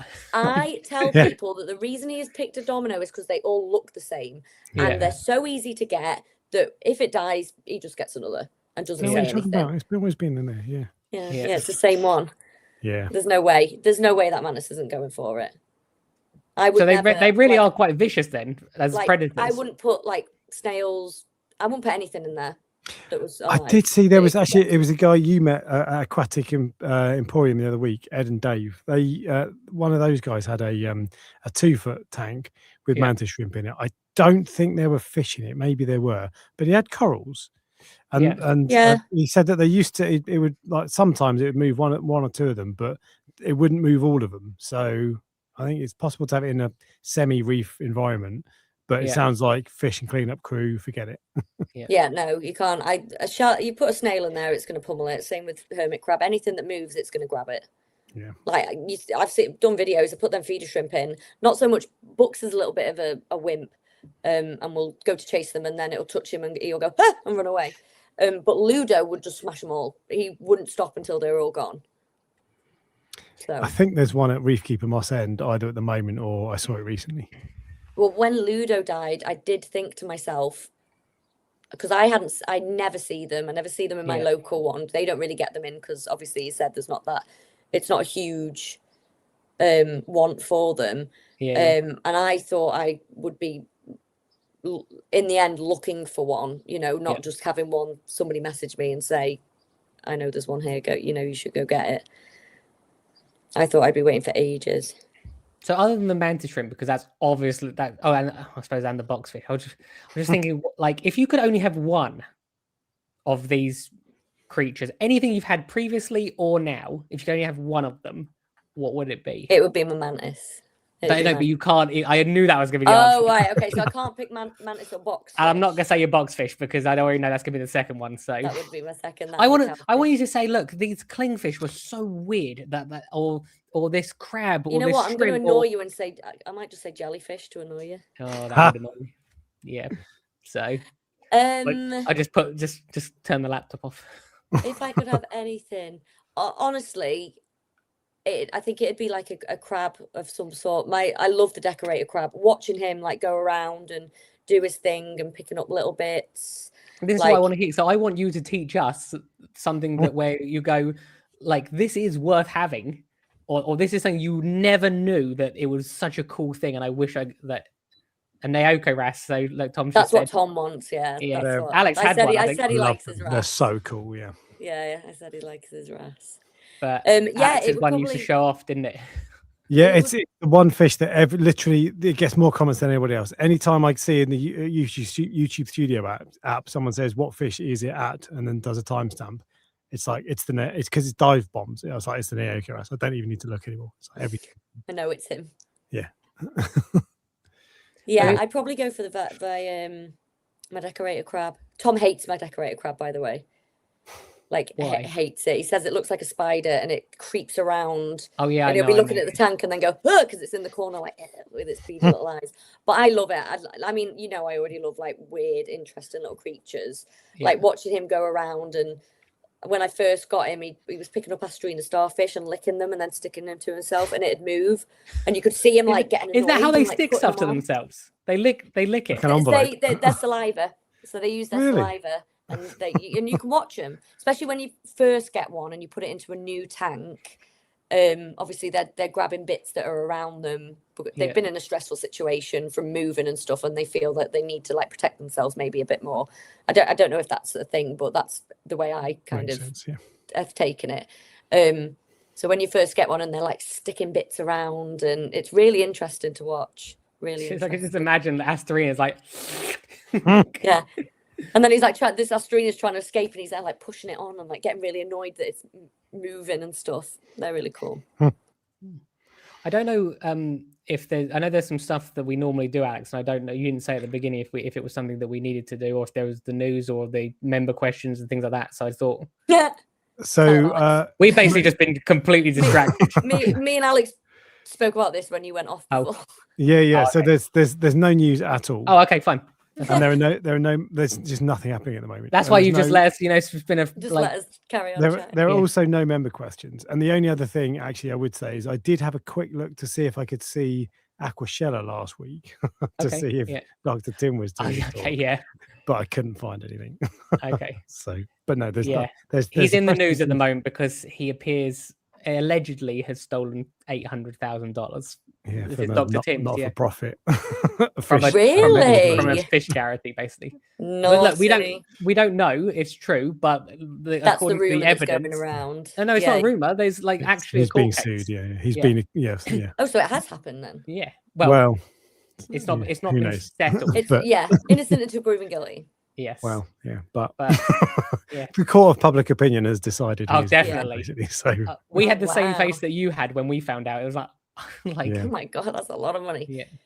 Well, do people know, right, that you have put Ludo in your game? Have you told people that there is a Ludo in your game? So Amy specifically requested. And actually, what happened was I didn't know we could make requests. Interesting. Well, there you are. I'll put a bald guy in there for you. But so he was put into the game literally just, and I think at the day I went to show you, and I think that was the day that he died. Yeah, and it was very, very close. Yeah, and I was like, I done this for you. Oh, not good. So I said, no, it was nice. It was one of them heartwarming. He had been immortalized. I was sad he was gone, but then I was happy that he was good. But it made me laugh that you'd said to a few people, like, a few people had said, put me in your game, put me as like a person, and then you asked me, and I went, I want my mantis shrimp Yeah. in there. I don't want me in there. I want my mantis shrimp. That is so true. Not everyone, but lots of people go, "Oh, you're making a game." Oh, like, oh yeah, put me in it. Alex hadn't said that, but there's definitely been He a just few did people. then. That, yeah, oh, did he? But similar to you, Rachel actually didn't want to be in it. She wanted her dog in it. So Yeah. There's in the trailer for it. There's a little sausage dog. So that's a. There's lots of little things. It's actually quite a personal thing when you're creating something. When you're doing it, yeah. And there's lots of little things that you do that no one else will know that are in there. Like little Easter eggs, isn't it? Yeah, that's what Alex said earlier when I mentioned it to him. But yeah, I have a feeling that, when I spoke to the artist about doing the mantis shrimp, he must have been like, I have like 12 pixels to make this, but I actually think he did an all right job. They've got more than 12 colours going on. Yeah.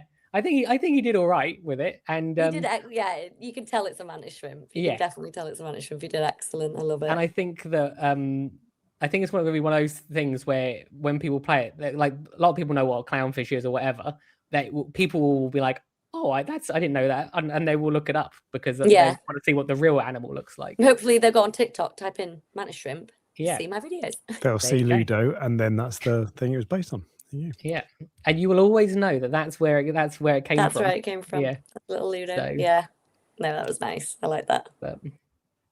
But yeah, it's as I said, the artist. When I spoke to him about that, he was like, "I can do a dog. I'm not sure what I can do with this."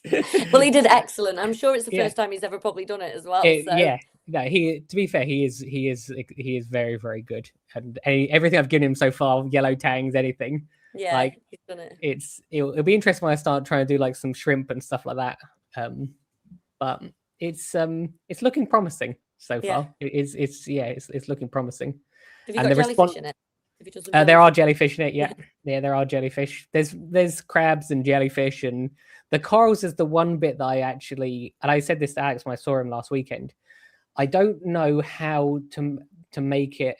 Like, everyone knows what a shrimp is, or everyone knows what a lobster is, but corals with their individual names, like, is gonna be difficult to.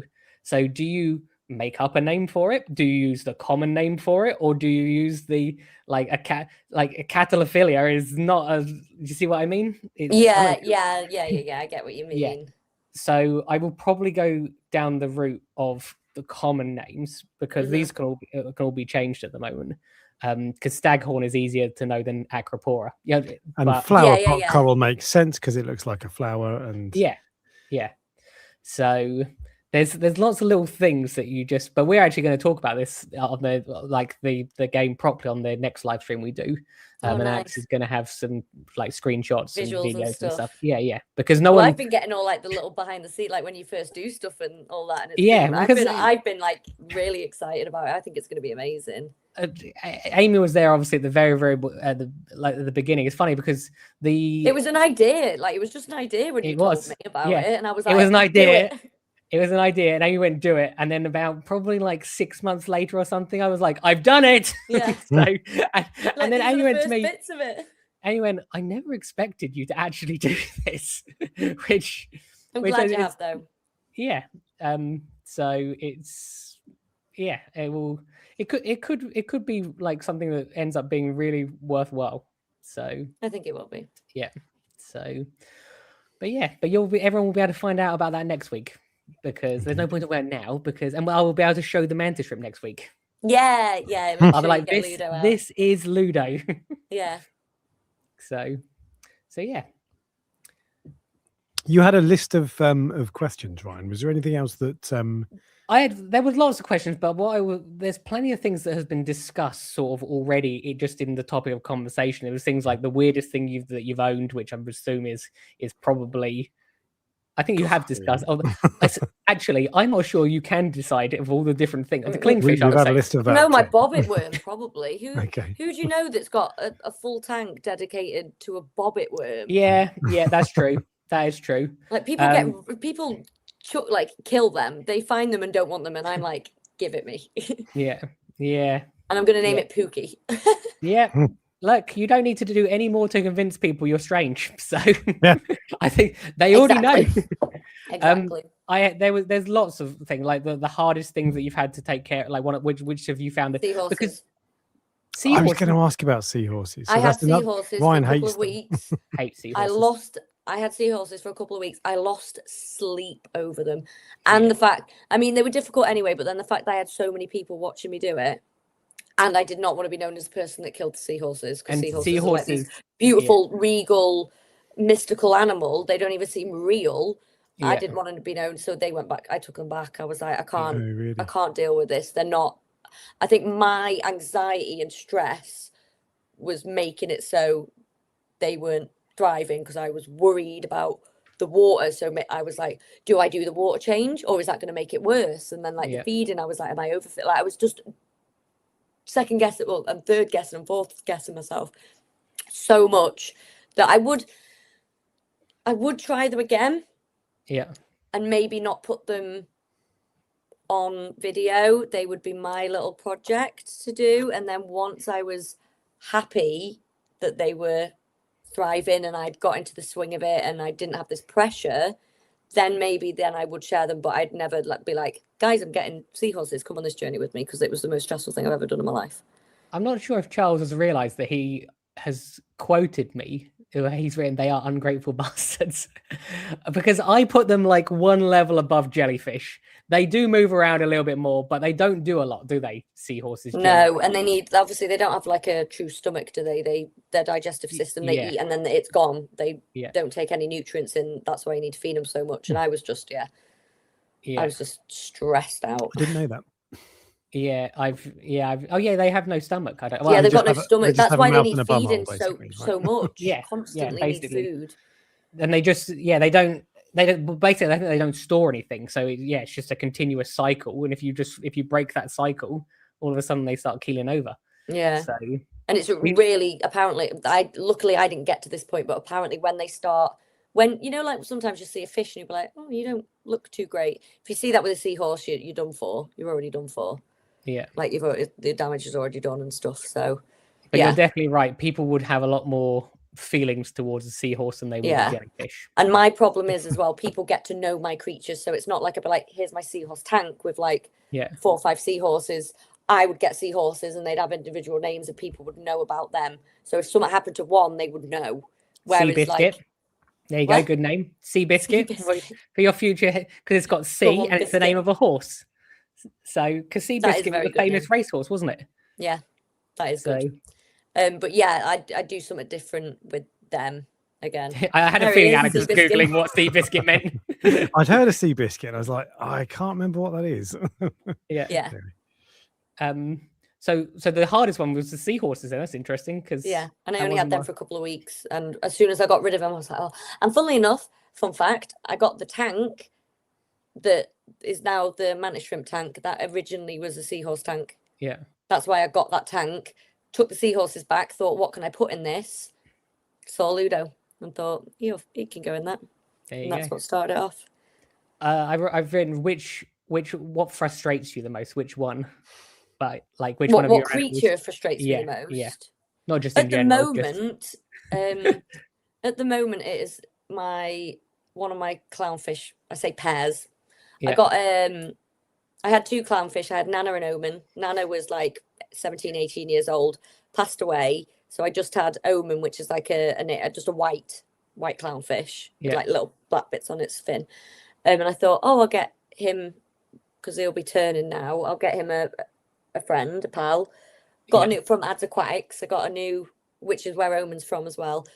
Got a new one sent. And this Omen is like going up to this clownfish and like being like, come to the anemone and like interacting. And this little clownfish is just up in the corner like, I love the corner and won't move. So that's the most frustrating at the moment. I'm like, I've literally moved the rock up into the corner to be like, it's here. Like, get in it. Do what you're supposed to do. Pair up, please. But he's, every time I go down, I'm like, you stupid idiot. Okay, so again, so some of these I did not expect. Did not expect that the most frustrating would be a clownfish. Yeah, Tom. Well, that's at the moment. It changes. What's the most? Have you had it for 18 years? Pardon?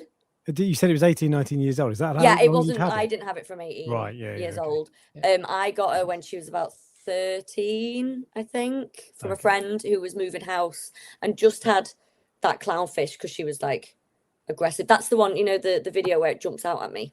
Yeah, oh, yeah, That's her. That's her. Yeah. She was nasty to everybody. Yeah. You couldn't put your hand in the tank. She was going for you. I've got a pair that's like that at the moment in the coral farm, and they're really annoying. This is the one. And I was live when this happened as well. That's how I got the video. Stupid. Just flopped onto the floor. Dumbass. Yeah, absolutely. Clownfish gonna clown. Yeah, so one of mine bit me once, and this is not an exaggeration, and I pulled my hand out and the fish came with it and it hit the back wall of the, like, as in it's not that far. It wasn't Yeah. letting him go there, was it? It was like, I would rather die than stop biting you. Yeah, no, I Yeah. know. This like it literally did not want to let go, and obviously it hit the wall and just bounced, hit the floor. I picked up and put it back in, but it was Yeah. fine. That's But what mine. Well, I was using yeah. tongs at the time because she did bite me, so I would use tongs. Yeah. And she was like, well, if you're not going to let me get your hands, then I'm going to go straight for your face, you know? The problem that you have when you have a coral farm is that people have fish that they want to get rid of when they're closing down. They're like, oh, well, I've sold all my other like higher quality, like not hot, but like Do you want this desirable chromis? fish. It is like, that's absolutely what happens. I have Yeah. chromis, damselfish, but clownfish are one of the ones that gets rehomed all the time. Really? And I have to stop saying yes to people because they're fine when they're little and they're like non-aggressive, and then after a while, you can't put your hands in one of the tanks Well, because she's the only one that I've had that is aggressive. I've got Nemo No, and Emo, it's- which I've had for 5 years each. yeah, Like Nemo was like my first saltwater fish that I got. I don't get never any aggression from any of them.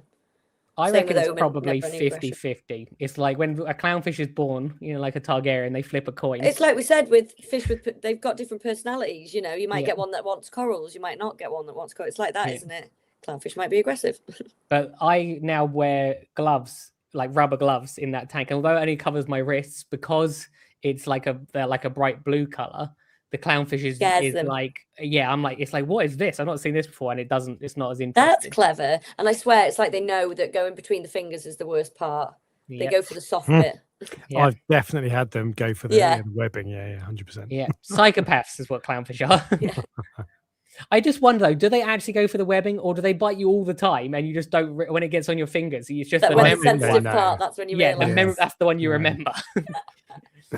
So, I underrated species. Then we're gonna go through these. We're just gonna like just Ooh, probably the filefish. Everyone's like, I love them. them. They're so cool. Yeah, yeah, 100%. I do. And like, I've had people going like, why have you got 2 of them? Like, And I'm like, they're great. They zip around the tank and they're really, I know, I did see that from Tom. The way that they like change color and you can tell how they're feeling, they'll go like, mine go from like really, really dark brown to like pale moss yeah. green. And yeah, You're really selling it to me when I've got a Regal Angel. It goes from pale dark brown to dark brown. But they just float around the tank looking cool. They're just totally They do, different. and The they're a swimming cute, pattern is they're just, a cool shape, and I think I just love them. I think they're lovely little fish. They get quite big. Like I've seen Yeah, them. mine they're, haven't done yet. big, luckily. big. Are Yeah. you talking like the tasseled ones? Or I've seen the maybe tasseled I- ones that look. Yeah, maybe then. Yeah, they look massive, but Yeah, they get really. Oh yes, I had one of them. I called it Fraggle. That went back to the shop because it started bullying everybody, and I had to cut it. I made the mistake of picking it out of a net, got caught all in the net, and I had to cut the net to get it out because it was stuck in it. Yeah. But that was a really they're really cute. They're like more white with like browny black spots, aren't they? Kind of like patterned. Them ones. Am I right? I think so. it's been a while since I've seen one, but I just remember Yeah. it was just a bit bigger. And a But bit yeah, more they tasty. get big. Yeah. If you had unlimited money, Mm. remember you can't go, I'm going to have a whale shark. Like, so you just like someone else was paying for your tank for you. You still had to maintain it, but what would you get? I would get probably a really big, long tank with a really intricate cave system for my mantis shrimp. That's what I'd want.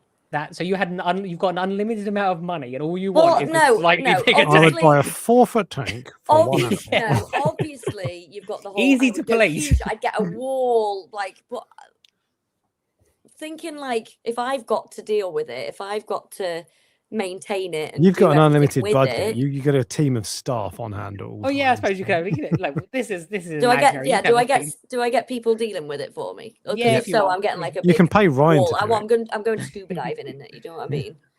I thought you'd say octopus. I really thought if you could pay someone to design the tank properly with an unlimited, I really thought that was the thing you'd get. Yeah, I like that. Or them flamboyant cuttlefish. If I felt Yeah. like, you know, They're not that big though. You don't need a huge tank for no, it. they're only little. Yeah, No, yeah. I know, but like they hunt live food and stuff like that, so they take obviously a lot of care and stuff Yeah. like that, and they're quite delicate, I think, cuttlefish. So octopus would be a good one. Imagine like a huge octopus tank. Is with there a really anything? big octopus? Is there anything that you would recommend to other people that they wouldn't normally get? You have to remember most other people don't have the tanks you have, so and they're not getting a new tank. But is there anything you're like, oh yeah, I got this, and I actually think other people should have? It's like underrated. I would say that, I know I've said this, but the Aptasia eating filefish, everyone complains about, oh, I've got loads of Aptasia outbreak, I'm going to get the nudibranchs and stuff like that. Get a filefish, great little creature. Sea urchins, like, one, you get to put hats on them, which is fantastic. But secondly, they keep my tank so clean. Like all the rock, you can see where they've been. They like rasp the rock. I found mine would eat the silicon around the edges of the water box. Oh, tank. I've never had that. Yeah, as in even to this day, there's lots of little tiny bite marks in it, and it would never be able to get all the way in. So it's just obviously getting the very edge of it. But I still was like, I don't like those. I don't like this. My bobbit worm did that. One Did day I'd come down and I'd be like, "What's that black stuff?" And I thought it was like a poop, and it wasn't. It was the silicon. They chew, and that's a known thing that they do, is that they will chew silicon. Yeah. Try to get out. That's what Red Sea should be telling people. They should be like, nah, It's nah, you've got a bobbit worm in there. Yeah. No. Yeah. This is a bit of a more difficult one because you might not remember, and I wrote this down, and I'm not sure I'd be able to answer it. But what's the worst advice that you have been given? Alex, you can answer this as well, Alex, if you want. The worst advice Ryan that I've told been me. given. Yeah. The worst advice. There's so much. Yeah. It's funny because like with me having my platform and stuff, I'm always getting advice, whether it's unsolicited or wanted. More often than not, unsolicited. a lot of the time I will be like asking people, like, because I've got such a big platform, I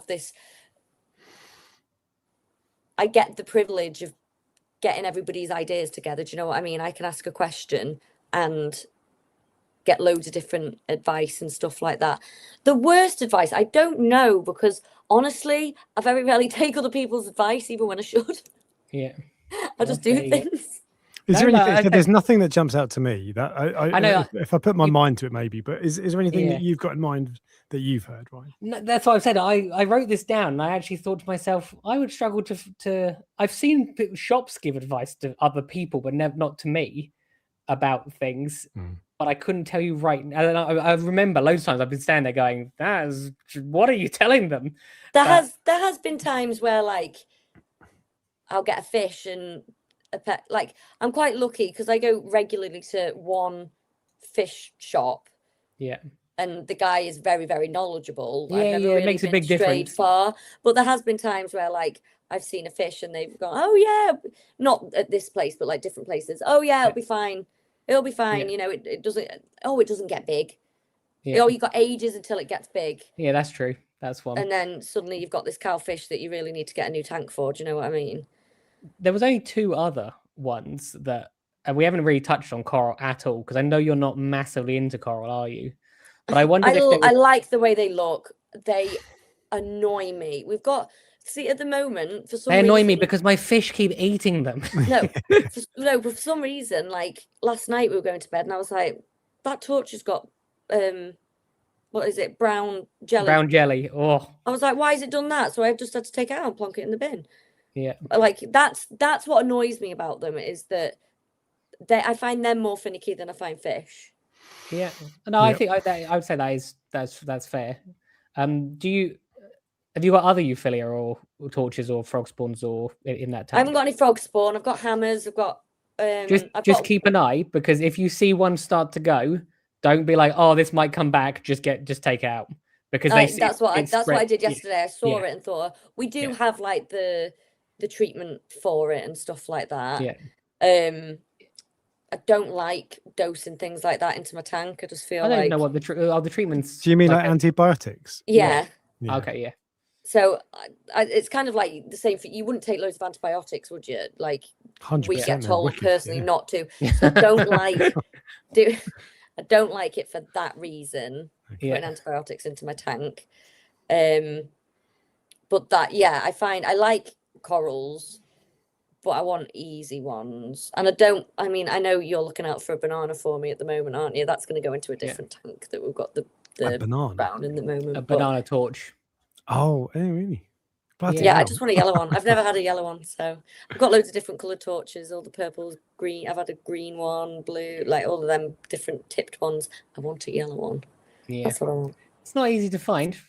No, I know. It's just as I've learned from you. Yeah, there's one of my suppliers I think can get it, but some of the more regular ones they just don't get them in for whatever reason. They don't get them in, yeah. My only other question, and I think, is to see if it. Basically, I wanted to ask if what's the most common misconception about you?